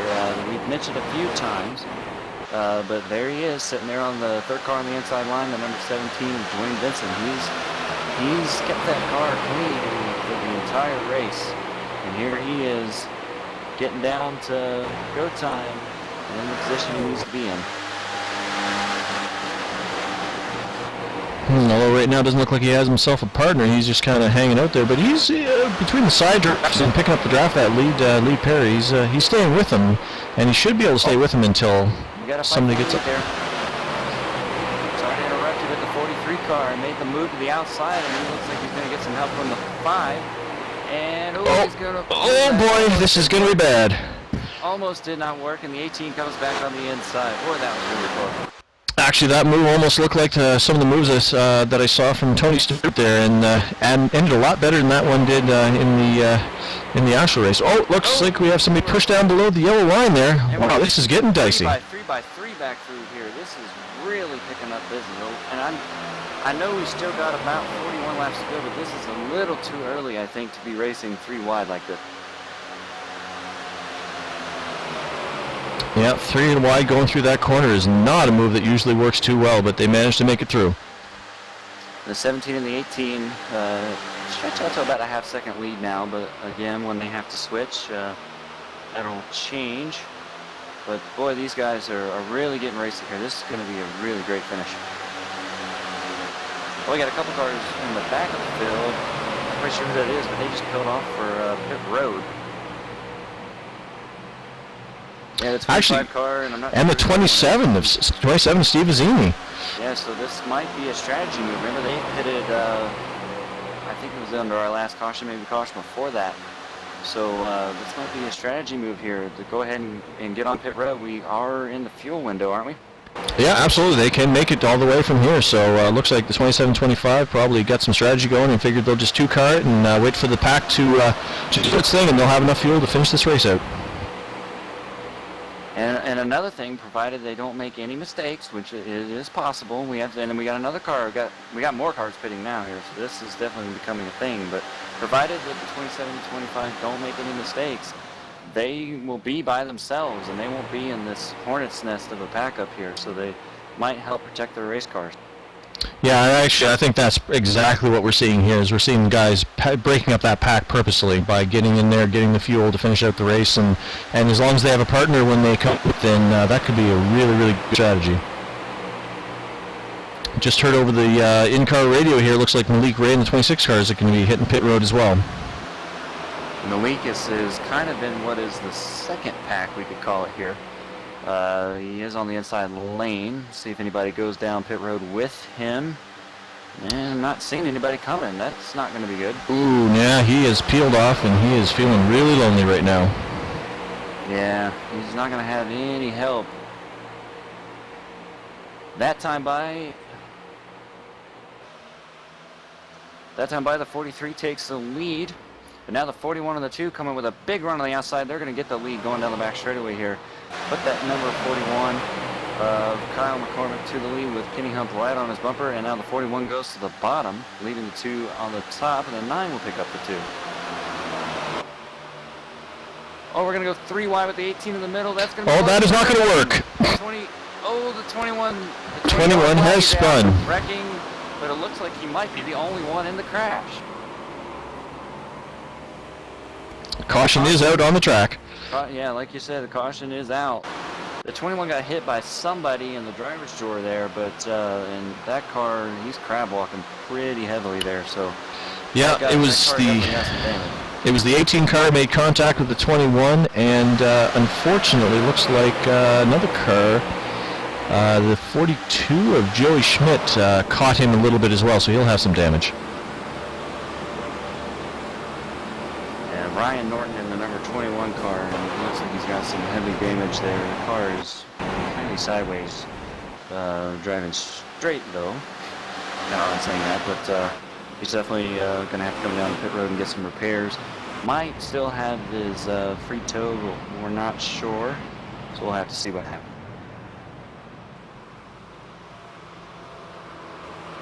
Yeah, he'll definitely be taking that car down pit road here, and I'm watching him now, and that car is, yeah. Yeah, definitely not what you need to go fast around Daytona. That'll be, I think, our 5th caution of the night, and all 5 of the cautions have come on this side of this 200-lap race after lap 119, I believe. So it looks like we're going to have everybody on pit road, because everybody had to make one more stop. So this should be the last stop for everybody, pending any more wrecks. Yeah, actually, like you said, this is in the fuel window for everybody, so I wonder if, taking a look for the 27 car out on the track, because he should not have come back down pit road, so the 27 will probably find himself in this race once we go back to green, I'd imagine. And it looks like the 18 car is going to win the battle off of pit road. The car's pitted.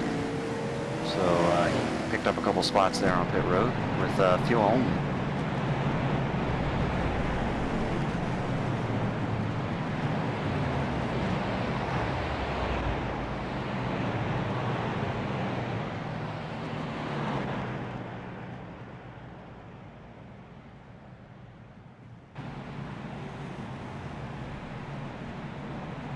The 41 who entered pit road first lost about 5 positions, so I'm not sure if he took tires or not, but I'm not going to be too pleased with losing a few spots there on pit road.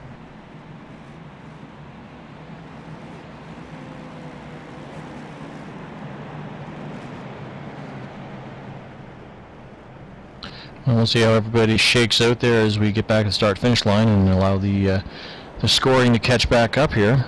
Now, something I am noticing here, Trevor, is the Malik Ray is actually ahead of Steven in the 27 car, so I'm wondering if perhaps Malik might actually take over the lead. We'll have to see here. Well, remember, he also did come down pit road. He came down pit road during that that little stint of green flag stops that we had before the caution came out. Although he was alone, and Steve came down with a partner, so I can't imagine that he would have been able to stay in front. But hey, you know, based on the timing and stuff, who knows? Yeah, we're gonna have to see what timing scoring shows us here when we cross the line to see who the actual leader is. The 9 car is the car directly behind the pace car.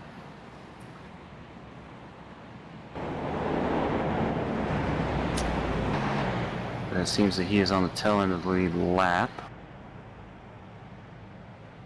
And Malik Ray is the leader. So boy, that really worked out for him. Because remember, when he came down pit road, he was all by himself.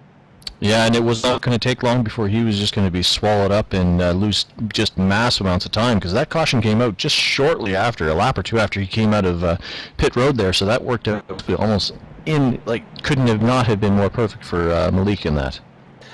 Well, the 26 Malik, the 27 Steven, the 25 Richard are 1, 2, 3, and they were the 3 cars that we mentioned that had pitted well before anybody else had thought about it or did. And then, of course, that caution came out with the 21 spinning. So those 3 right now are the smartest people out here from the looks of it. Yeah, definitely. I mean, they pitted to get that gas, and they were just kind of hoping that everybody else would have to pit in different situations. And Malik Ray has been all over the leaderboard tonight, Trevor. Remember, he was at one point on the tail end lead lap and working with Steven, who's right behind him now. Steven was the leader, though, and Malik was back in about 30th, and so he's been a lap down and in the back of the field and then in the middle of the field, and now he's the race leader. Yeah, that is the fortunes of Daytona for sure. It'll be interesting once we go back to green here, because the 27 car has worked extensively with both the 26 and the 25 during this race. The 26, as we mentioned, when Malik was a lap down, and the 25 car was obviously his partner when they decided to make those green flag stops. So he's going to have both those cars around him, so it'll be interesting to see who he pairs up with once we go green again.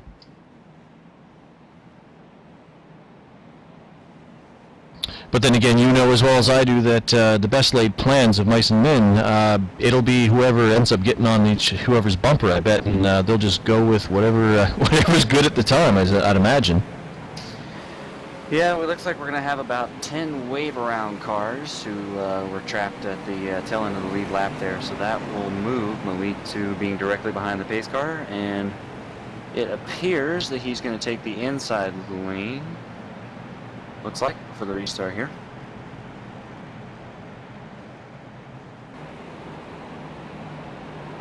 Yeah, and a lot of those wave-around cars, I bet you, we'd only spoken specifically about the 27, 25, and the 26, but there were other cars that had come down to make green flag stops as well that I didn't quite catch the numbers on.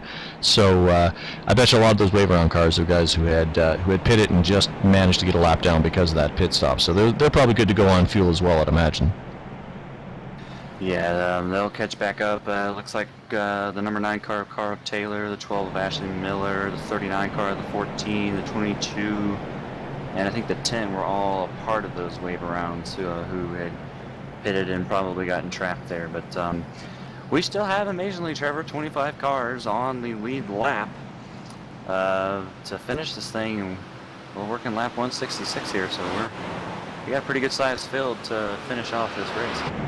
Yeah, actually, and that caution it helped that situation a lot, because I was looking just before that came out, and I believe we only had 18 or 19 cars on the lead lap. So that caution has allowed some more people to get at least a chance back at this race. And you know as well as I do that no matter if you're in 25th position, you're on the lead lap, you've got a chance at winning this thing.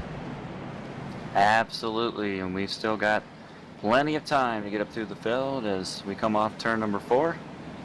We're going to go green here in just a second. Malik Ray is the leader. And, of course, he's chosen the inside lane. That Ford Mustang pace car takes that hard left-hand turn. And the flag waves the green flag. Malik with a pretty good jump there on the field. And Steven is going to drop right in behind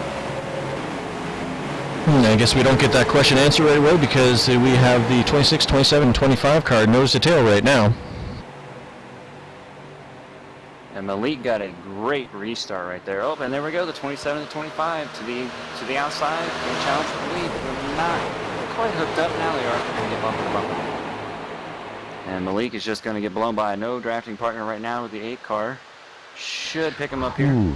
Yeah, and that was a great closing speed there, so they did a good job of hooking back up there, because that can be dangerous too, hooking up at with that much of a speed differential. And another car that I think had some problems earlier, and the number 16 out there, Mr. Carson Sevlin, I think, is moving up. He's going to be challenging for 3rd place here in just a second.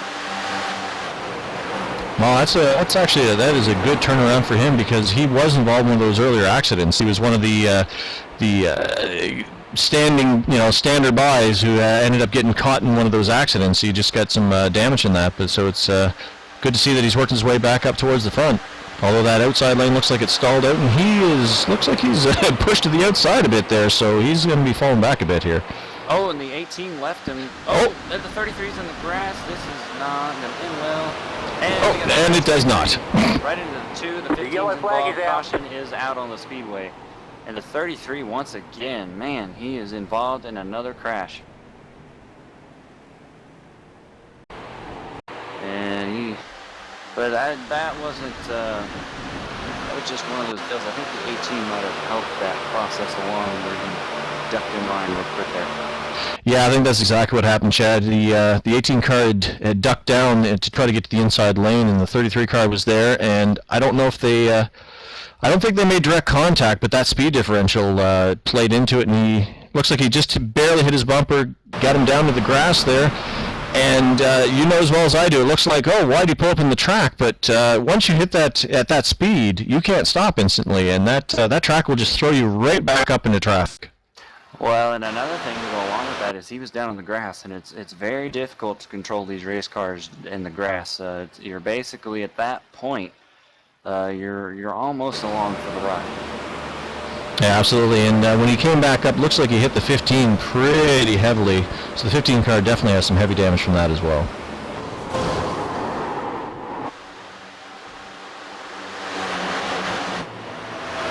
Yeah, look at the 15 car right now. He is, he is not looking too healthy right now at all. So if he does not have his reset left, then he's going to be out of contention for sure for this race.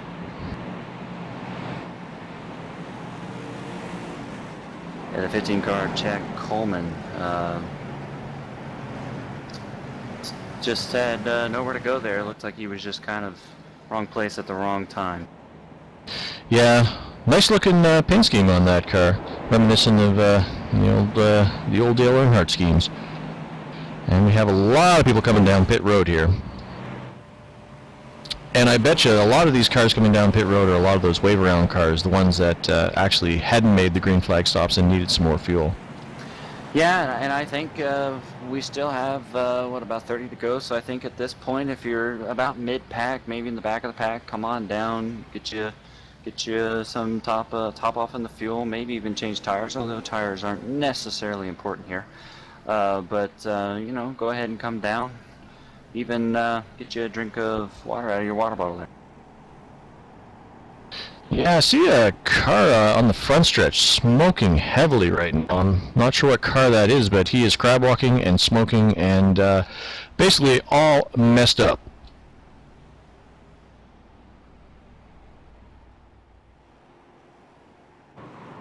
Yeah, that is the number 36 car of Nicholas. I'm not quite sure how that happened. But that car is definitely not tracking right. He's going to have to come down pit road and get his pit crew to work on that a little bit in order for him to return to racing. Yeah, that 36 car, I remember looking at him earlier, and he spent a lot of this race actually a lap or two down, so he hasn't had strong running to begin with, but regardless of how strongly you run in this, you don't want your race to end like that. Yeah, he's currently being shown in 29th, 2 laps down. We're hearing reports we might have had a secondary crash that we did not see. We'll try and follow up on that for you guys and see if we can figure out what happened with the 36 car here.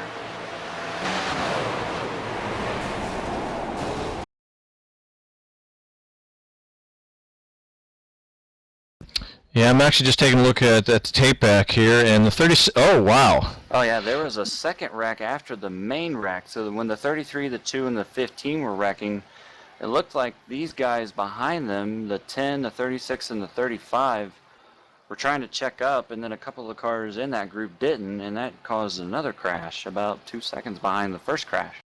Yeah, we completely missed that, but there are some seriously damaged cars from that. I mean, like you mentioned, the 10, the 36, the 35 got substantial damage. The 38 as well got a little bit of damage there. Yeah, that's just one of those things. It's very difficult to see out of when you're in the driver's seat. It's very difficult to see if you got a car in front of you, especially directly in front of you. You can't really see through that car. If your spotter doesn't react quick enough to let you know there's a crash going on, those kind of things happen. Yeah, actually, I was going to mention the 10 car of Devin Hall earlier because he was a car we had spoken about earlier as a strong contender, and he's still on the lead lap and having not a bad race, but he is now on pit road getting that damage repaired. Yeah, and Nicholas in the 36 car, we were talking about him a minute ago. That car, he might be done. I'm not sure if they'll be able to fix that. Yeah, I see the 10 car right now on pit road, and he does not have his reset still because he is sitting on pit road getting that damage repaired, so his night is basically done.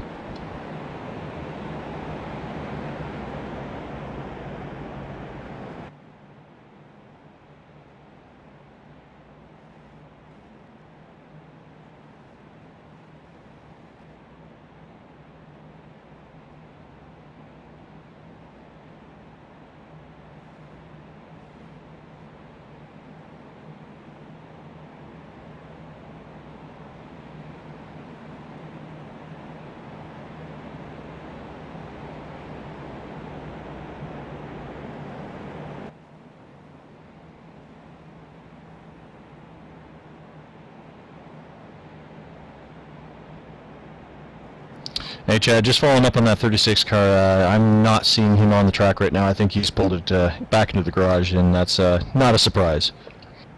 Yeah, that car was definitely tore up, so it looks like his dream of winning the 500 is now officially over. Lights are off atop the Mustang first pace car, so we're going to double file him back up and see if we can do this again. Yeah, we have the 27 car in the lead taking the inside lane. We have the 25 car who has been a definite partner of his.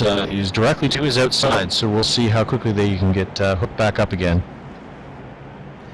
Yeah, I gotta say I'm a little surprised that the 27 didn't take the outside in this particular restart. I would have, if it was me and that was my teammate above me, I would have, as the leader, taken the outside so that 25 could hang back just a little, and then I could drop down in front of them. But they're leading the Daytona 500, so maybe they know better than I do. We'll have to see.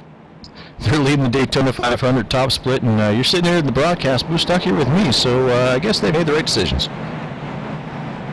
Yeah, I would guess so. But it's not too bad to be stuck with you, though. Well, I mean, I bring a Canadian flair here to the booth here, and we're having a lot of fun up here, Chad. Well, so as we're getting ready here, we're getting through 3 and 4 here. As we're getting down to the nitty gritty here, Chad. I mean, we've got 28 laps here to go. Yeah, 28 when they get to cross the line here and cross the green flag, and we still have 25 cars on the lap from what I can see. So. Those couple of cars that were in that crash that had parked it were already a lap down, it looks like. But here we go again. Mustang going to take that hard left turn. And let's see how the restart goes here for Steven as the green flag is out. Steven gets the 25 tried to come down.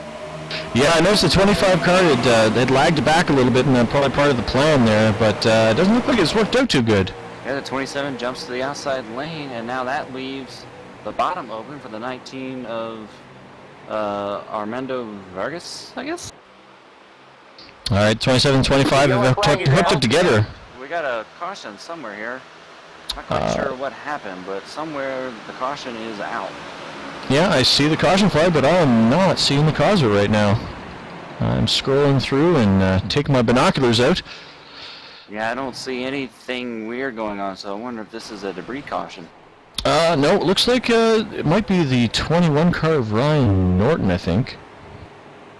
Taking a look back, looks like him and the 33 car, man, just got together, and the 21 spun into the wall and down into the grass. Yeah, the 21, from what I can see, was still... Oh, wow, that looked like the 33 just come right up on him there. Yeah, not quite sure what that was all about. Yeah, the 33 car of Nick there is not making any friends tonight. He seems to be in the middle of just about anything that's going on. I will notice that the 21 was still crab logging a little bit, so I'm surprised that that car's damage had not been fixed, but he's definitely going to have more damage now after that. Yeah, the way that accident looked like, I'm wondering if there might have been some history there. Yeah, well, not sure if there was, but it definitely looked like there could have been some history there, because that didn't seem very friendly.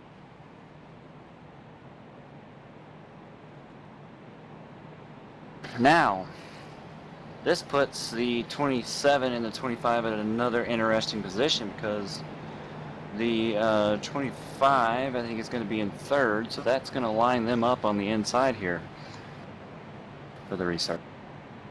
Yeah, and actually, just a side note there, Chad. I was looking at the 27 car there, and again, falling back into the simulation realm there, he actually disappeared there for a bit. I couldn't find him on the track. He had blinked out for a bit. I'm not seeing any problems with his connection, but he disappeared for a little bit there, so that might be something to watch for as we get further into the race. Definitely keep an eye on that. A lot of stories going on. This has been a very eventful Daytona 500, but it's been a pretty good one as well.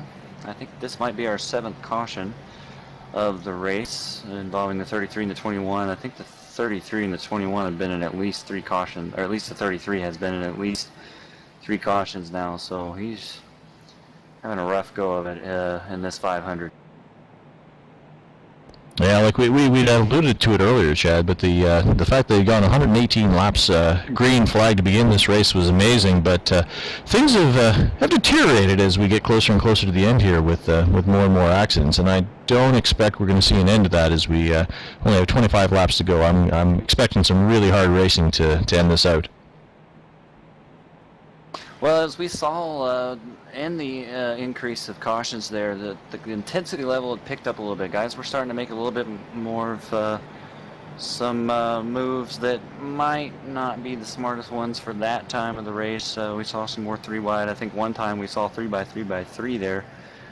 So guys are realizing that we're getting down to the end here, and we gotta get to the front, but that's caused some more wrecks, I do believe. And that one wreck, though, did happen with the leaders at the very front of the field. So it's tough out here.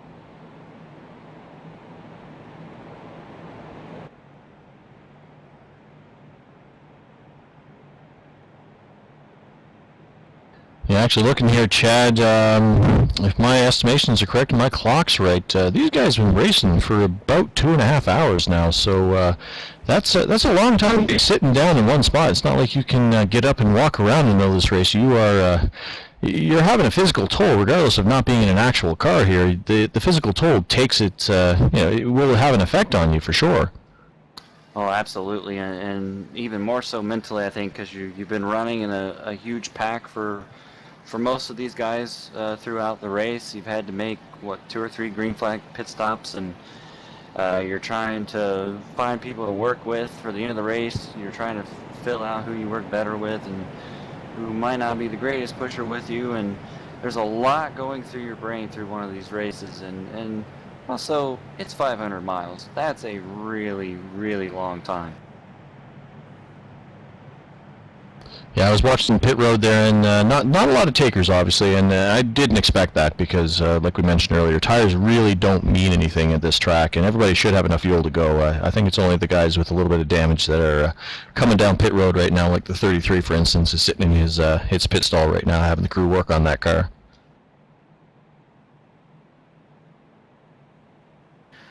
I'm not sure. I think we mentioned him a couple of times, but that 8 car of Wildman there sitting in 4th. He's kind of snuck into the picture here at the right time.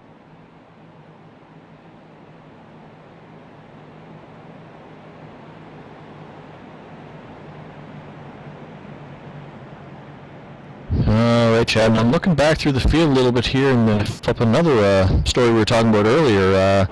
Some unfortunate news for the 10 car, Devin Hall, who had been a strong runner, and he had gotten caught up in one of those accidents. Didn't look like he had all the damage fixed, and taking the old binoculars out and taking a look at that car. That car is still pretty well damaged. He's sitting still on the lead lap back in 22nd position, but I can't imagine that car is going to go too fast once the green flag goes.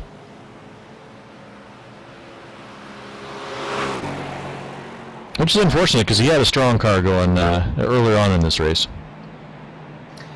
Yeah, we've had a lot of cars that were having a great run. I'm looking here at the number 9 car. His car still looks pretty clean, Carl Taylor, but he was at one point or another, he was up there battling for the lead, and since then he's kind of been mangled back here in about 18th or 20th range. So car still looks pretty clean though. It'll be interesting to see if he can get back up through the field in these last 24 laps. Yeah, although, you know what, based on what we've seen in the last little bit here, we've only had some short runs, but my money is on Steve in that 27 car. I think he's had the strategy, he's been able to move partners a few times. I think he's got the overall strategy. I think that is going to keep him out in the lead of this race once we get down to the end of it here. Well, I have to agree with you. I think him and the 25 have shown that they're going to work with each other up to the end of this race here. So I think they're the 2 to beat, but I still got my eye on that number 26 car. I don't think we've seen the last of him, but he's got to find somebody to work with because I don't know if he's got a partner yet. Yeah, well, I mean, because he had spent so much time with being lapped down and working with Steve there and trying to get that lap back, and eventually managed to do so. I don't think he's had much of a chance to really work in the lead pack and find that person to work with him. We got a lot of good cars up here that I'm looking at. I've been watching the 17 a lot tonight. He's sitting back there right now in 9th, so he's still got a chance to win it. The 43 car's been up there, so is the 13. So, I mean, we got a lot of cars. The 18 was leading some laps there earlier. The whole top 10, basically, in my opinion, could win this race. Obviously, it's Daytona and anybody can win, but there's a lot of cars that are up here right now that have shown some strength. So it'll be a very interesting last 23 laps here. Yeah, absolutely, Chad. And another thing, just to follow up on what you were saying with taking your pick of perhaps Malik having something to say about the end of this race, we know Malik to be a little bit more on the aggressive side, so if there's a hole, there's a good chance that he's going to try to fill it as well. Well, here we come. Let's see what happens here. The Ford Mustang pace car. We're going to take another left-hand turn. We're going to turn him loose. 23 to go, green flag is out. Steven gets a great jump, and that 25 car, as expected, is all over. Yeah, that's the first restart in a while they've actually had a chance where they were nose to tail to start with, so they didn't have to mess around and get hooked back up again. They could just go right from the get-go. Good clean start all the way through the field. Outside line didn't get that good of a jump, and that's caused the outside line to back up there a little bit. The 19 and the 8 are now pretty much the only 2 out there right now.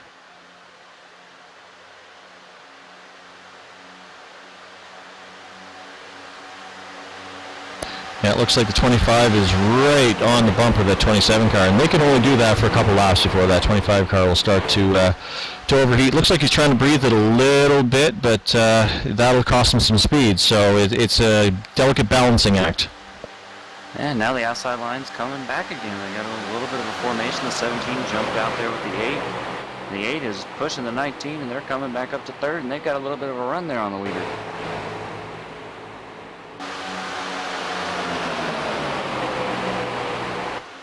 Oh, they got a big run. Oh, the 19 got a little bit of loose there. The yellow flag is out. And we've got another caution. I'm not sure what the caution is for. Yeah, I heard some scraping metal, but everybody in the lead pack is nice and clean. It must have been at the very, very back of the pack again, which is similar to the last crash that we had.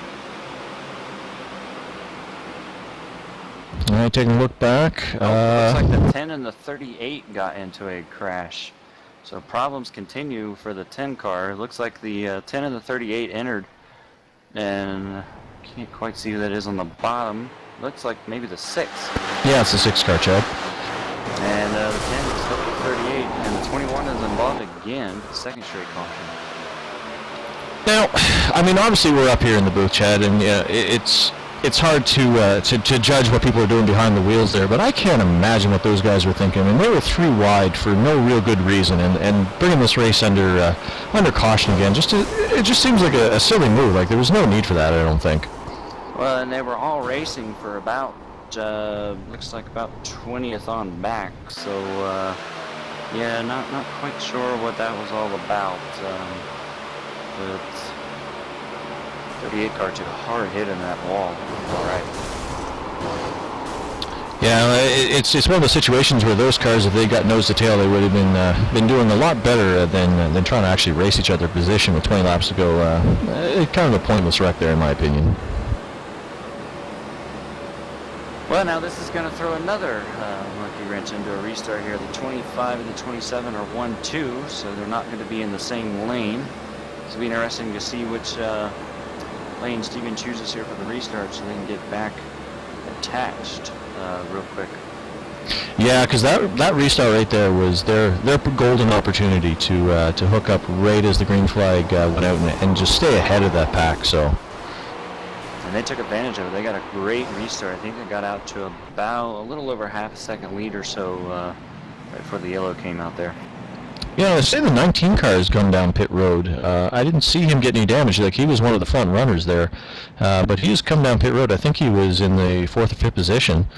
I think right before the caution come out, he had gotten a little bit of loose. I'm not sure who was pushing him, but it kind of put him in the outside wall, so he may have had a little bit of damage from that. That's what I was actually getting ready to comment on, and then the caution came out. Oh, that's right, Chad. Actually, yeah, it's good eyes there. You're right, he had actually got into that outside wall and scraped it up a bit, so I guess he's coming down to see if there's any damage to repair, and by the fact that he's sitting in his pit stall for some time, I'm guessing that the pit crew's having to uncrumple some of those fenders. Well, Trevor, we're right at 19 to go. We're in the Daytona 500 here, and like you mentioned before, this is the top split, so this is for all the marbles, so to speak. Things are about to really get interesting.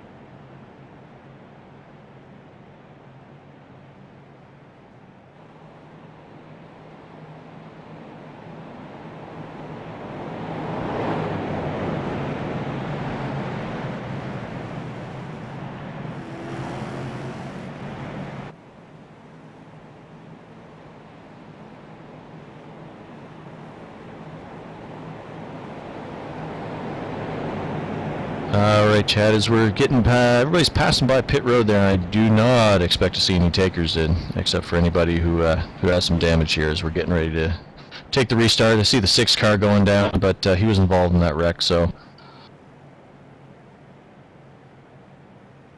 Yeah, and the 6 car is actually back in 27th, so again, that was, I'm still not quite sure what, I think the only car actually, maybe, only 2 cars in that crash that were actually on the lead lap, but they're at the very tail end of it, so still questioning that caution, but it is what it is, and we'll move forward here.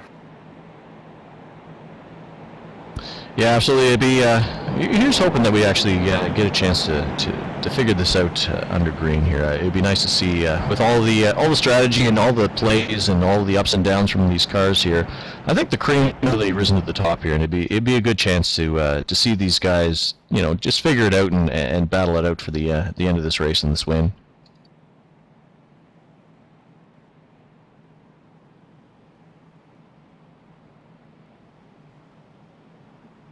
Just looking, the lights are still on the pace car. I expect they'll probably go out this time by the start-finish line. They'll double up, getting ready for the restart.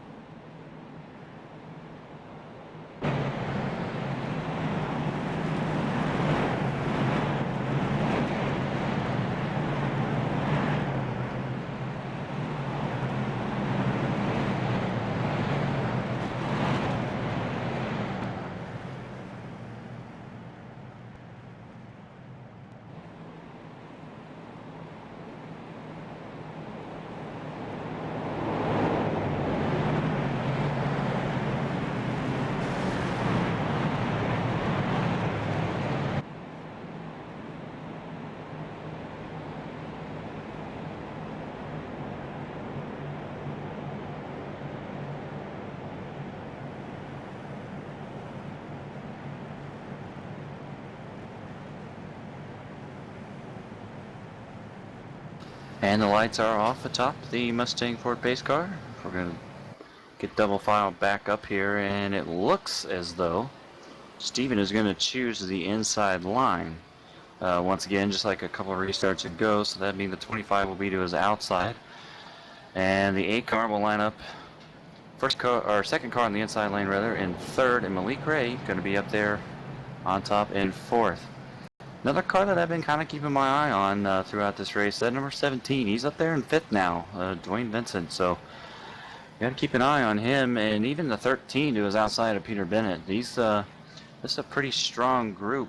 There's a little bit of confusion back here with the 41 and the 42. I'm noticing trying to get lined up correctly here.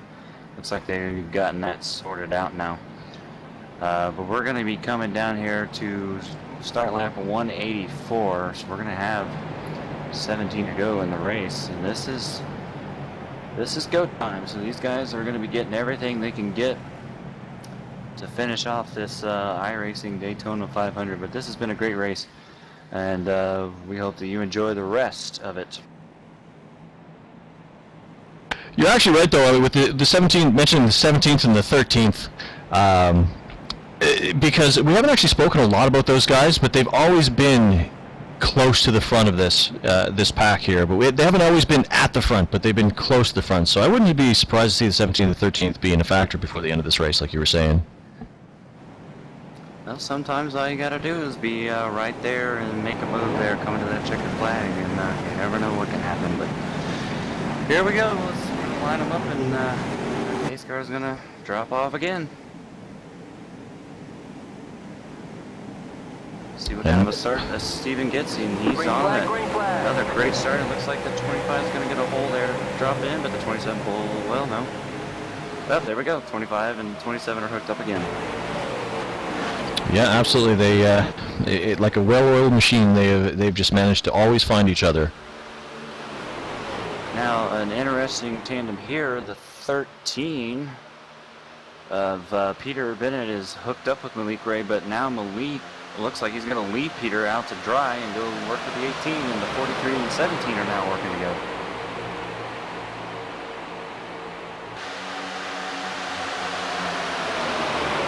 So looks like we have 17th to 43, the closest tandem there. We have the 26, the 8, and the 18 all nose to tail there. Oh, that was really close. The 43 down from the 8. Absolutely, that was close. I thought that was going to be another big one right there.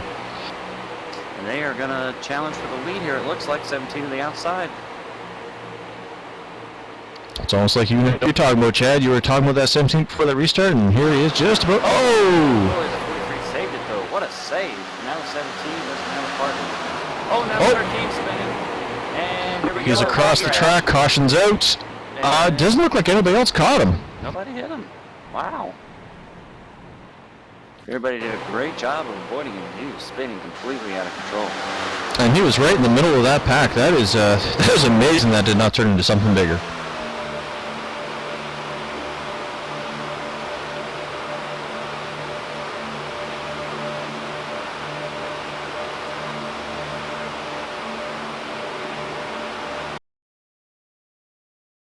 Yeah, I'm just trying to take a look back and see what happened to the 13 car there. Yeah, that I'm wondering if that might have been, unfortunately, possibly a netcode issue. I'll have to get a better look here.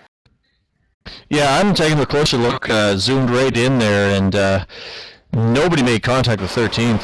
The 5 car was a fair bit off him, and he just, boom, turned left right into the 26 car Malik, but Malik kept going straight. The 26 car did get some damage in that. It almost looked like that, yeah, I'm looking at right before that where the 43 car got loose. He just got loose on the back bumper of the 17. But, yeah, that was definitely a netcode issue with the 13 there. That's unfortunate because he was having a great run. He'd been in the top, really the top 8 most of the race. Yeah, the 19 car got a little bit of damage in that as well. But obviously the major damage was the 13 car, but it'll be interesting to see with Malik in the 26 car because he did get a little bit of contact there from the 13, so. Malik is currently sitting in 5th, which will line him up on this restart with the 17, so it'll be interesting to see if maybe they work together. As once again, the 27 and the 25 are going to be separated, so they managed to get a good jump there from the 27 on the last restart, and the 25 was able to duck down in line. But it'll be interesting to see how this works.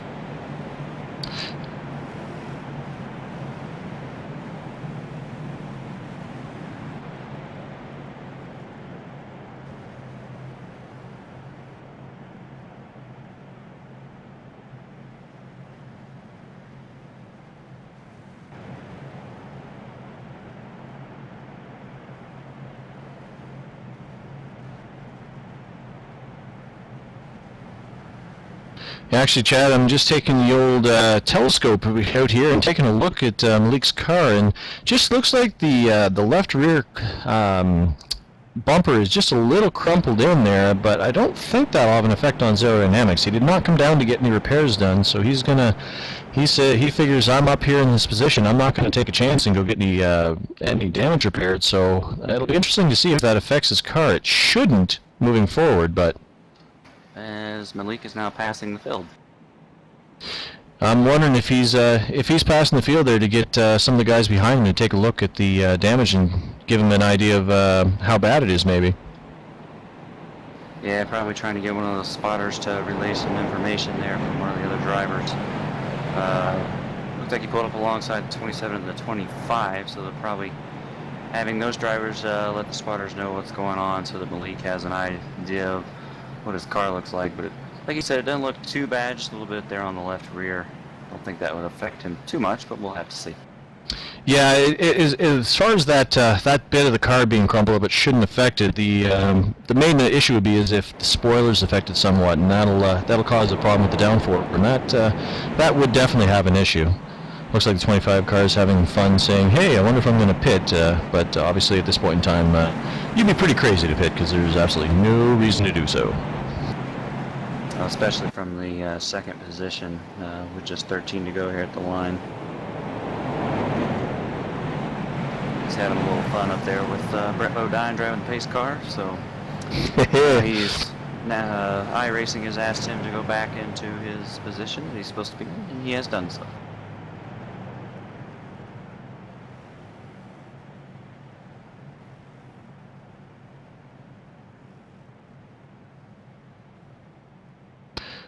Let's see. Taking a look at the pace car. Lights are still on, so we're not. We're probably at 2 to go right now. They'll probably go off next time we pass by the start-finish line. I can tell you, with these guys who came here to race and have a shot at winning this thing, these laps can last forever for these guys because they just want to get down to it and get this race done and actually have a chance to fight it out. So these can be. This can be almost as mentally draining as the race on these guys because they're having to just maintain that speed and don't have a chance to actually fight it out like they want to. Well, and another thing, sitting under these cautions, especially if you're in the first couple of positions there, the pressure builds up on you because you're sitting there thinking about everything that can happen. You're thinking about how you're in a great position to win. Then you're thinking about the cars that are immediately behind you and how they're thinking about passing you. And it's just a lot of stuff going on right now in the minds of these drivers. They know they're only about 12 laps away from the end of this, so A lot of pressure building up right now. Yeah, absolutely, Chad. I mean, like you said, I mean, there's 12 laps to go, and these guys have been racing here for 3 hours. I mean, you got to imagine, and they've put a lot of time into these setups and a lot of time practicing. So a lot of time goes towards these last 12 laps. So like you said, the pressure just builds up and builds up, and these caution laps just give them a chance to think it through and think about what could possibly go wrong and ruin all that hard work. And believe it or not, there is such a thing as overthinking it. It could cause one of these guys to make a mistake, and we obviously don't want to see that. So hopefully nobody goes too involved in their thinking caps here, and looks like the pace car lights are off. We're going to get double filed up, so thinking goes out the door now, and it's time to go to work.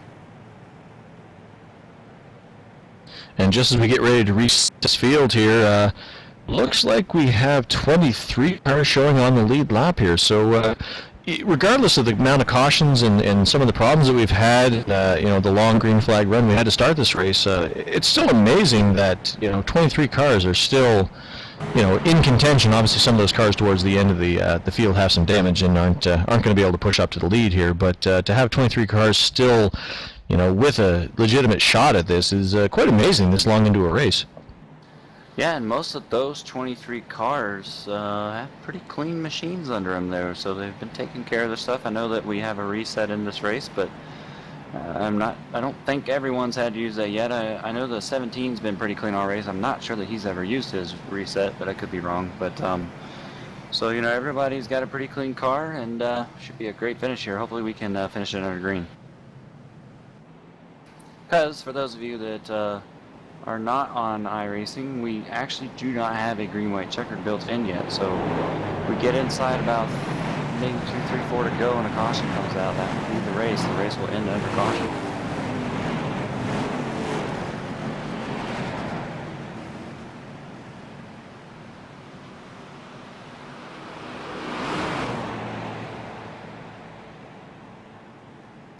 Well, here we go, Trevor. We're coming down to 11 laps to go here to get the green flag. Steven Insigne in the lead. He's in the catbird seat. He will control the restart.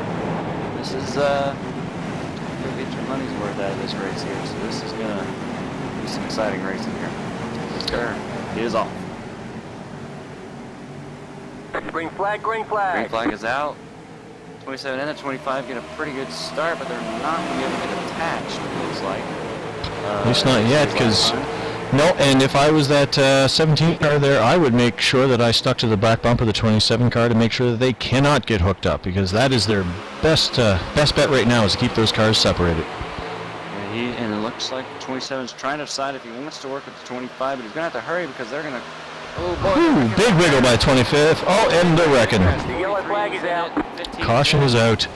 And now. Oh, a car into the catch fence. Man, oh boy. And this is about the time when we're a lot of these people are lucky that these are virtual cars, because some of those cars went through some pretty severe rides back there. Yeah, that one car up in the catch fence there, I think that was Joey Schmidt in the number 42 machine. He took a wild ride. Yeah, I think you're right. Looks like he's going to be able to kind of drive the car away, so it looks like he's all right. Let's see, taking a look, looks like the 42, the 7, the 15, the 9, the 43. I just saw out of the corner of my eye a lot of cars checked up coming off too there. Well, I think that all started with the 25 car, got a little bit squirrely right at the front of the pack, and I think a couple guys checked up to react to that, and I think that's what kind of caused the accordion effect, because they were still so packed up from the restart. They were 3 wide down through there, and I'm watching the 42 car. He got clipped by the 7. Oh, and right in front of the 39, and that flipped him up into the catch fence. A wild ride for the 42. Not much he could do there, though.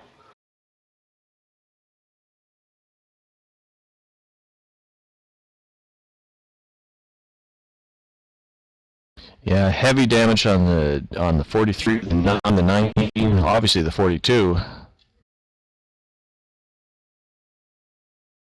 Well, as we said, intensity was going to pick up. Guys know the race is coming down to the end here, and everyone trying to make a move, but unfortunately, a lot of people trying to make the move in the same spot, and that led to a pretty interesting wreck there. About several cars involved. One car, of course, the 42, took a wild ride. Yeah, the 22 car, I'm just looking back, the 22 car also got some pretty strong damage in that as well. And once again, the 27 and the 25 are going to be lined up, 1-2 right here on the inside, because the 17 managed to get ahead of the 25 before the caution came out. So the 17 is going to be restarting on the outside here. I can almost say for sure that Steven will choose the inside, since the 25, his teammate, is going to be in third, and that's going to put Malik Ray up top of the 17 on the restart. So interesting duo there between the 26 and the 17. It'll be interesting to see if they can compete and even beat the 27 and the 25, who have been very strong the latter half of this race. Yeah, absolutely. That's going to be the big challenge here, and due to the fact that, like you said, they're going to be nose to tail, the 27 and the 25 is, since they're going to be nose to tail to start this race off, their chance to separate them is now gone. They're going to start this restart nose to tail. So I think they're just going to be too strong because they've had so much experience working with each other. So a lot of these teams that are just going to try to impromptuly hook up aren't going to have the strength that these two guys have had.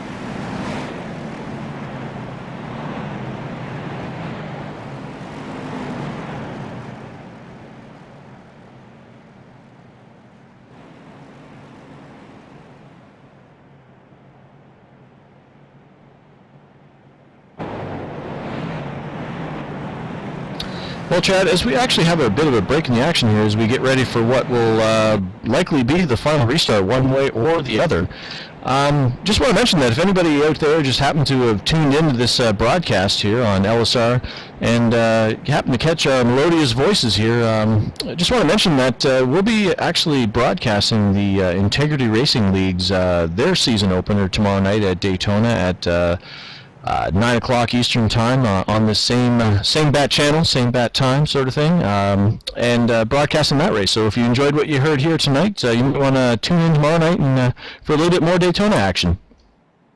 Yeah, we'll have the Truck Series, the fixed setup, I believe, out there with Integrity Racing tomorrow. So those races are generally very, very good, and it'll be interesting to broadcast that. It'll be our first broadcast for the Integrity Racing League. Tonight, again, just want to mention, for those of you that just tuned in, my name is Chad Dalton, and Trevor Cameron's up here in the booth with me. We've been here for most of this race, giving you all the action, and we're glad that you've enjoyed watching it with us, and hopefully we'll have a good show here at the end.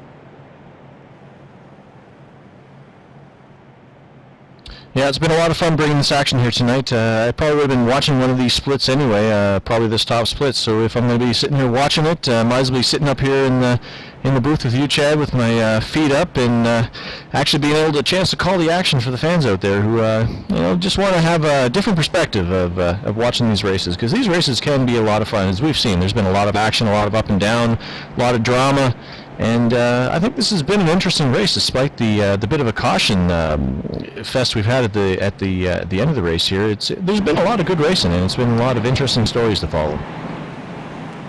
I know we've had several stories that we've been talking about. We've done a fairly good job of keeping up with them, but I do want to mention real quickly for our Kenny Hupp and Clayton Kolbeski, I think is how they say it, fans, the number 43 and the number 2 machines.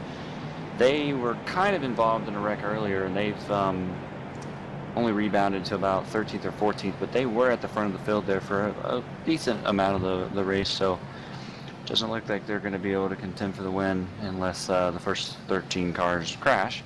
But just want to give an update about those guys. Another guy I want to kind of give a little bit of a shout out to here is the number 14 car of Alex Warren. He's kind of had a rough go of it here tonight. He was back in the back of the pack for most of the race from what I've seen, and now he's actually kind of creeped up there to about 7th or 8th position. Yeah, and we've actually, I know I've raced with Alex before, and he's a top-notch racer, and just taking a quick look at his car here, and that car looks nice and clean, so you get that sort of talent in position to, to potentially win this race. It'll be interesting to see if Alex can actually pull something off here. Well, as you and I know, Trevor, and anyone that's seen this style of racing before, whether it be in NASCAR or on the iRacing service, anything's possible, and anything can and most likely will happen. So, I mean, guys that are sitting 8th, 9th, 10th right now, they could still win this race. I mean, the odds of it might not be as great as somebody like a Steven or Richard or Dwayne up front or even Malik, but, anything can happen, and we're coming around. We're coming out, around here to get the green flag.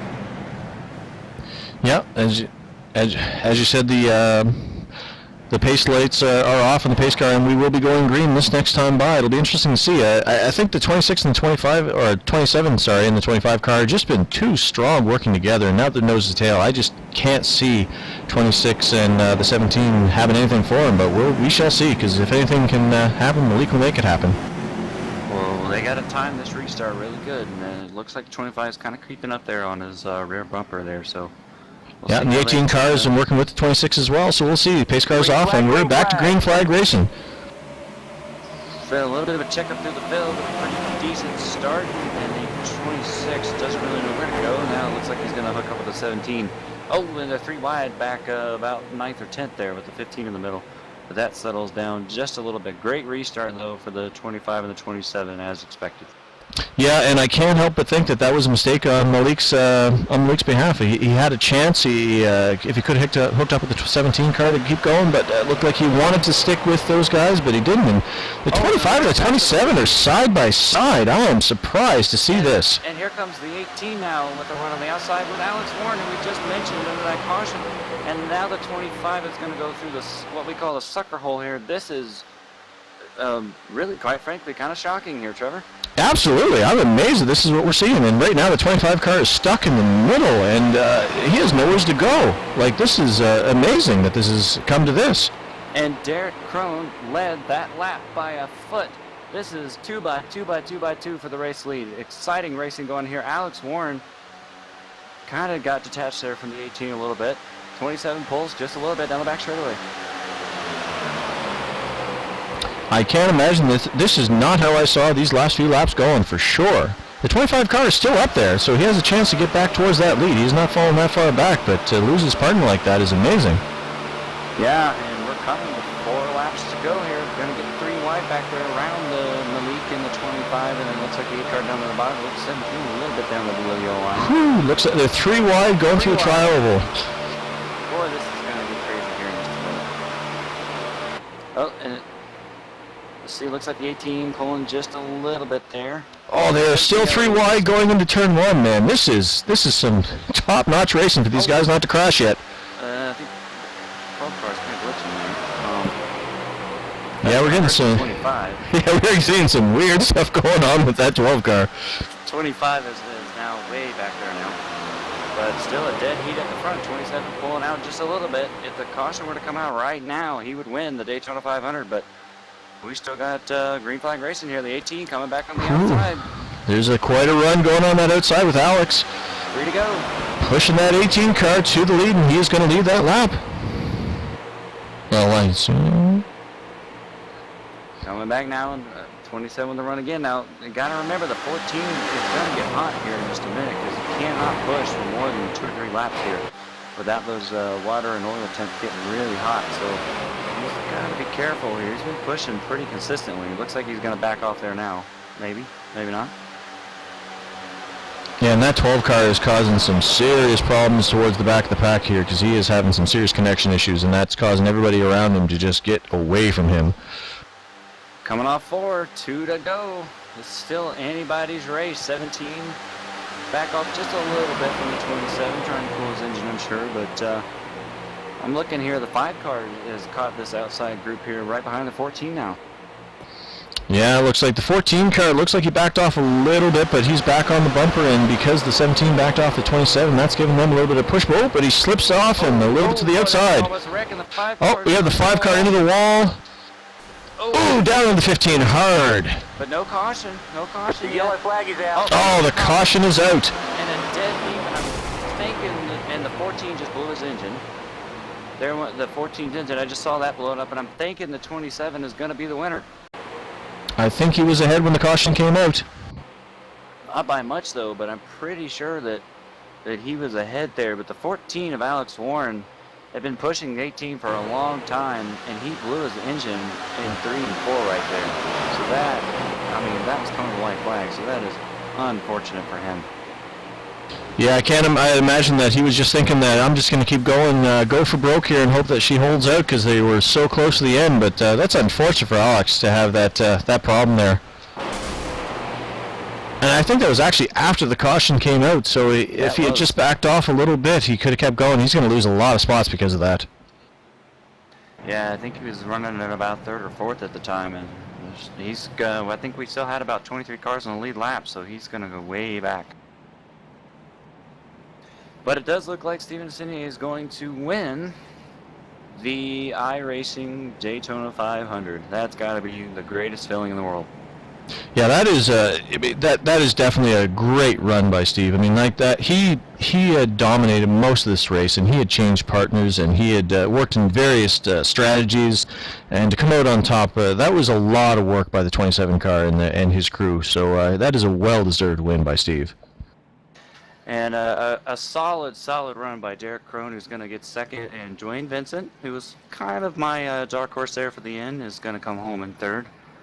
And so a solid top 3 for all those, but Steven Sinier right here coming across to take the checkered flag and win the iRacing Daytona 500. Congratulations to Steven. Yeah, absolutely. That was a good race to the end there. It was unfortunate we had ended under caution there, but that ending was certainly a well fought and shocking, to be honest with you, because with the 27 car and the 25 got separated, almost looked like on purpose there, where he abandoned his partner there. I am surprised. And the 25 car Richard ended up finishing 5th in that. Yeah, and to follow up on the Alex Warren story, looks like his blown engine is going to cause him to go from about a 3rd or 4th place finish to right now he's being shown in 21st, a lap down. So that's really unfortunate for Alex. Yeah, that is heartbreaking for him because, I mean, he had, like you said, he was kind of somebody who had hung back mid-pack, and we haven't really talked about that much, and even though we know that he has a lot of talent, but that's really unfortunate for the race to end like that for him.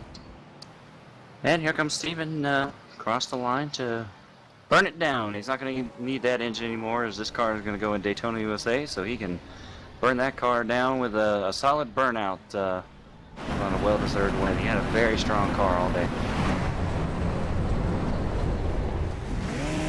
Yeah, I got to say that based on what we'd seen during the race there, Steve was definitely the pick to win that race. But you got to remember too. I mean, at the beginning of this race, we had some other cars that were showing up way stronger than that. I mean, you know, we had Adam Gilliland up there, and Kevin O'Keefe, I believe his name is. Kenneth O'Keefe, and they were, you know, obviously they were the class of the field at the beginning of it, but it just goes to show you how quickly things can turn around, you know, over the course of this race. It's such a long race that so much can happen. Yeah, that definitely is, and Adam Gillen actually ended up finishing in 41st, 99 laps down, and Kenneth O'Keefe in 34th, so shame for those drivers. But overall, I thought it was a pretty decent race. I think we had about 11 or 12 cautions somewhere in there. I'm not quite sure. Yeah, and that's you know, it wasn't quite surprising really when you think about it. I mean, it was great to see them go out there and you know, and race that 118 laps at the beginning, under green flag conditions there, because that allowed a lot of the pits a lot of strategy to play out. But I can't say that I'm surprised that once the pack got jumbled back up again for the because of that first caution there that we didn't see a rash of cautions, because these guys, you kind of wear your emotions on your sleeve when you're racing these cars, even though they're quote unquote virtual cars. But these guys put a lot of effort into these races, so not surprised to see a lot of people trying really, really hard, and that just ends up in caution sometimes in these sorts of races. I do want to mention that by my count that it looks like Steven Esenia, who won the race, led 69 of the 200 laps tonight, so that would be the most laps led in the entire race. And that's, again, not surprising.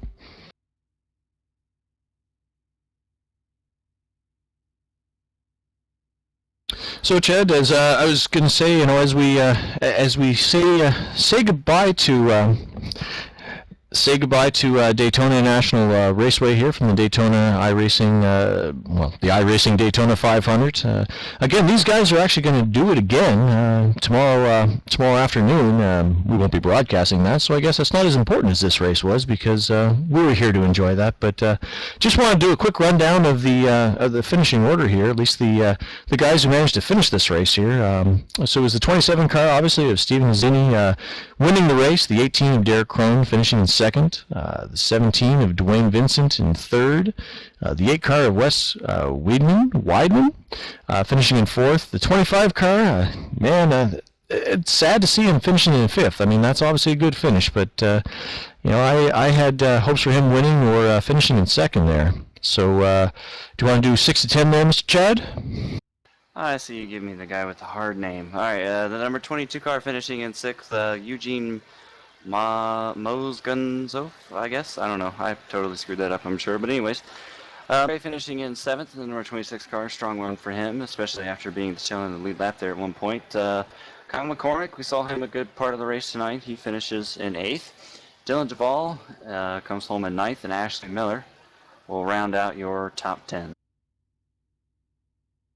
And finishing 11th was the 39 car of Brandon Coppinger.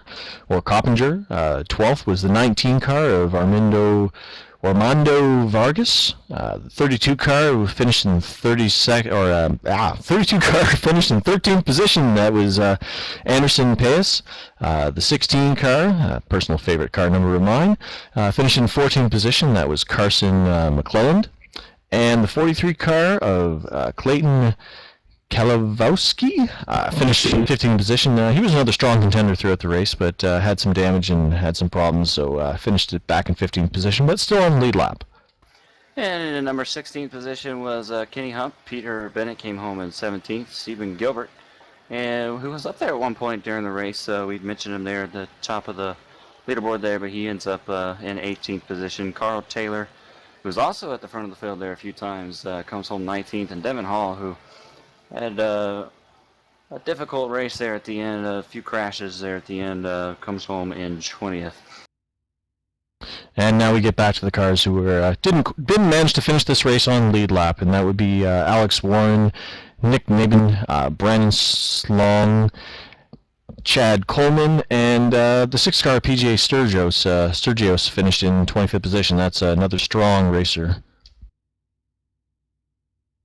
Yeah, Ryan Norton come home in 26th there. Anthony Kernich came home in 27th. Joey Smith in 28th. Joey Smith had that wild ride in the number 42 car and went up on top of the catch fence.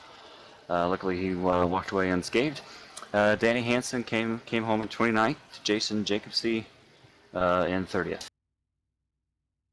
And then we're getting to a bunch of cars that didn't manage to actually finish the race out here. Multiple laps down, and so. I think we'll get ready to say here goodbye here from Daytona. Chad, it's been a pleasure calling this race with you here. It's been a fun experience for sure, and I had a lot of fun watching this race and calling this race. So I hope you guys out there enjoyed the race, and I guess we will, again, as I mentioned earlier, tomorrow night at 9 o'clock Eastern Time, we'll be calling the Integrity Racing League Fixed Truck Daytona race tomorrow night for under that. Under the lights from Daytona.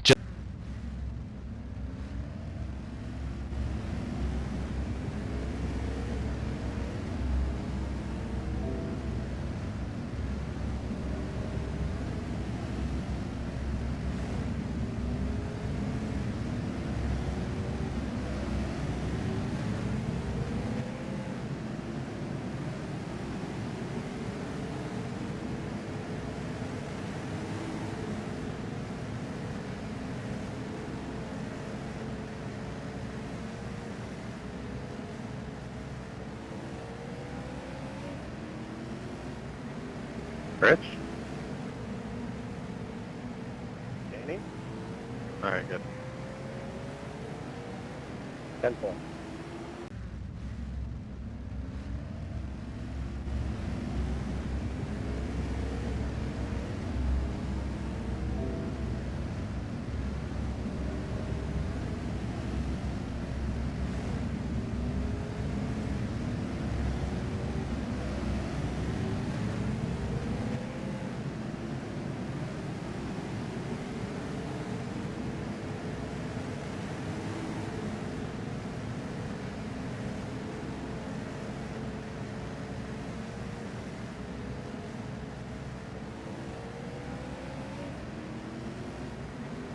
Rich? Danny? Alright, good. 10-4.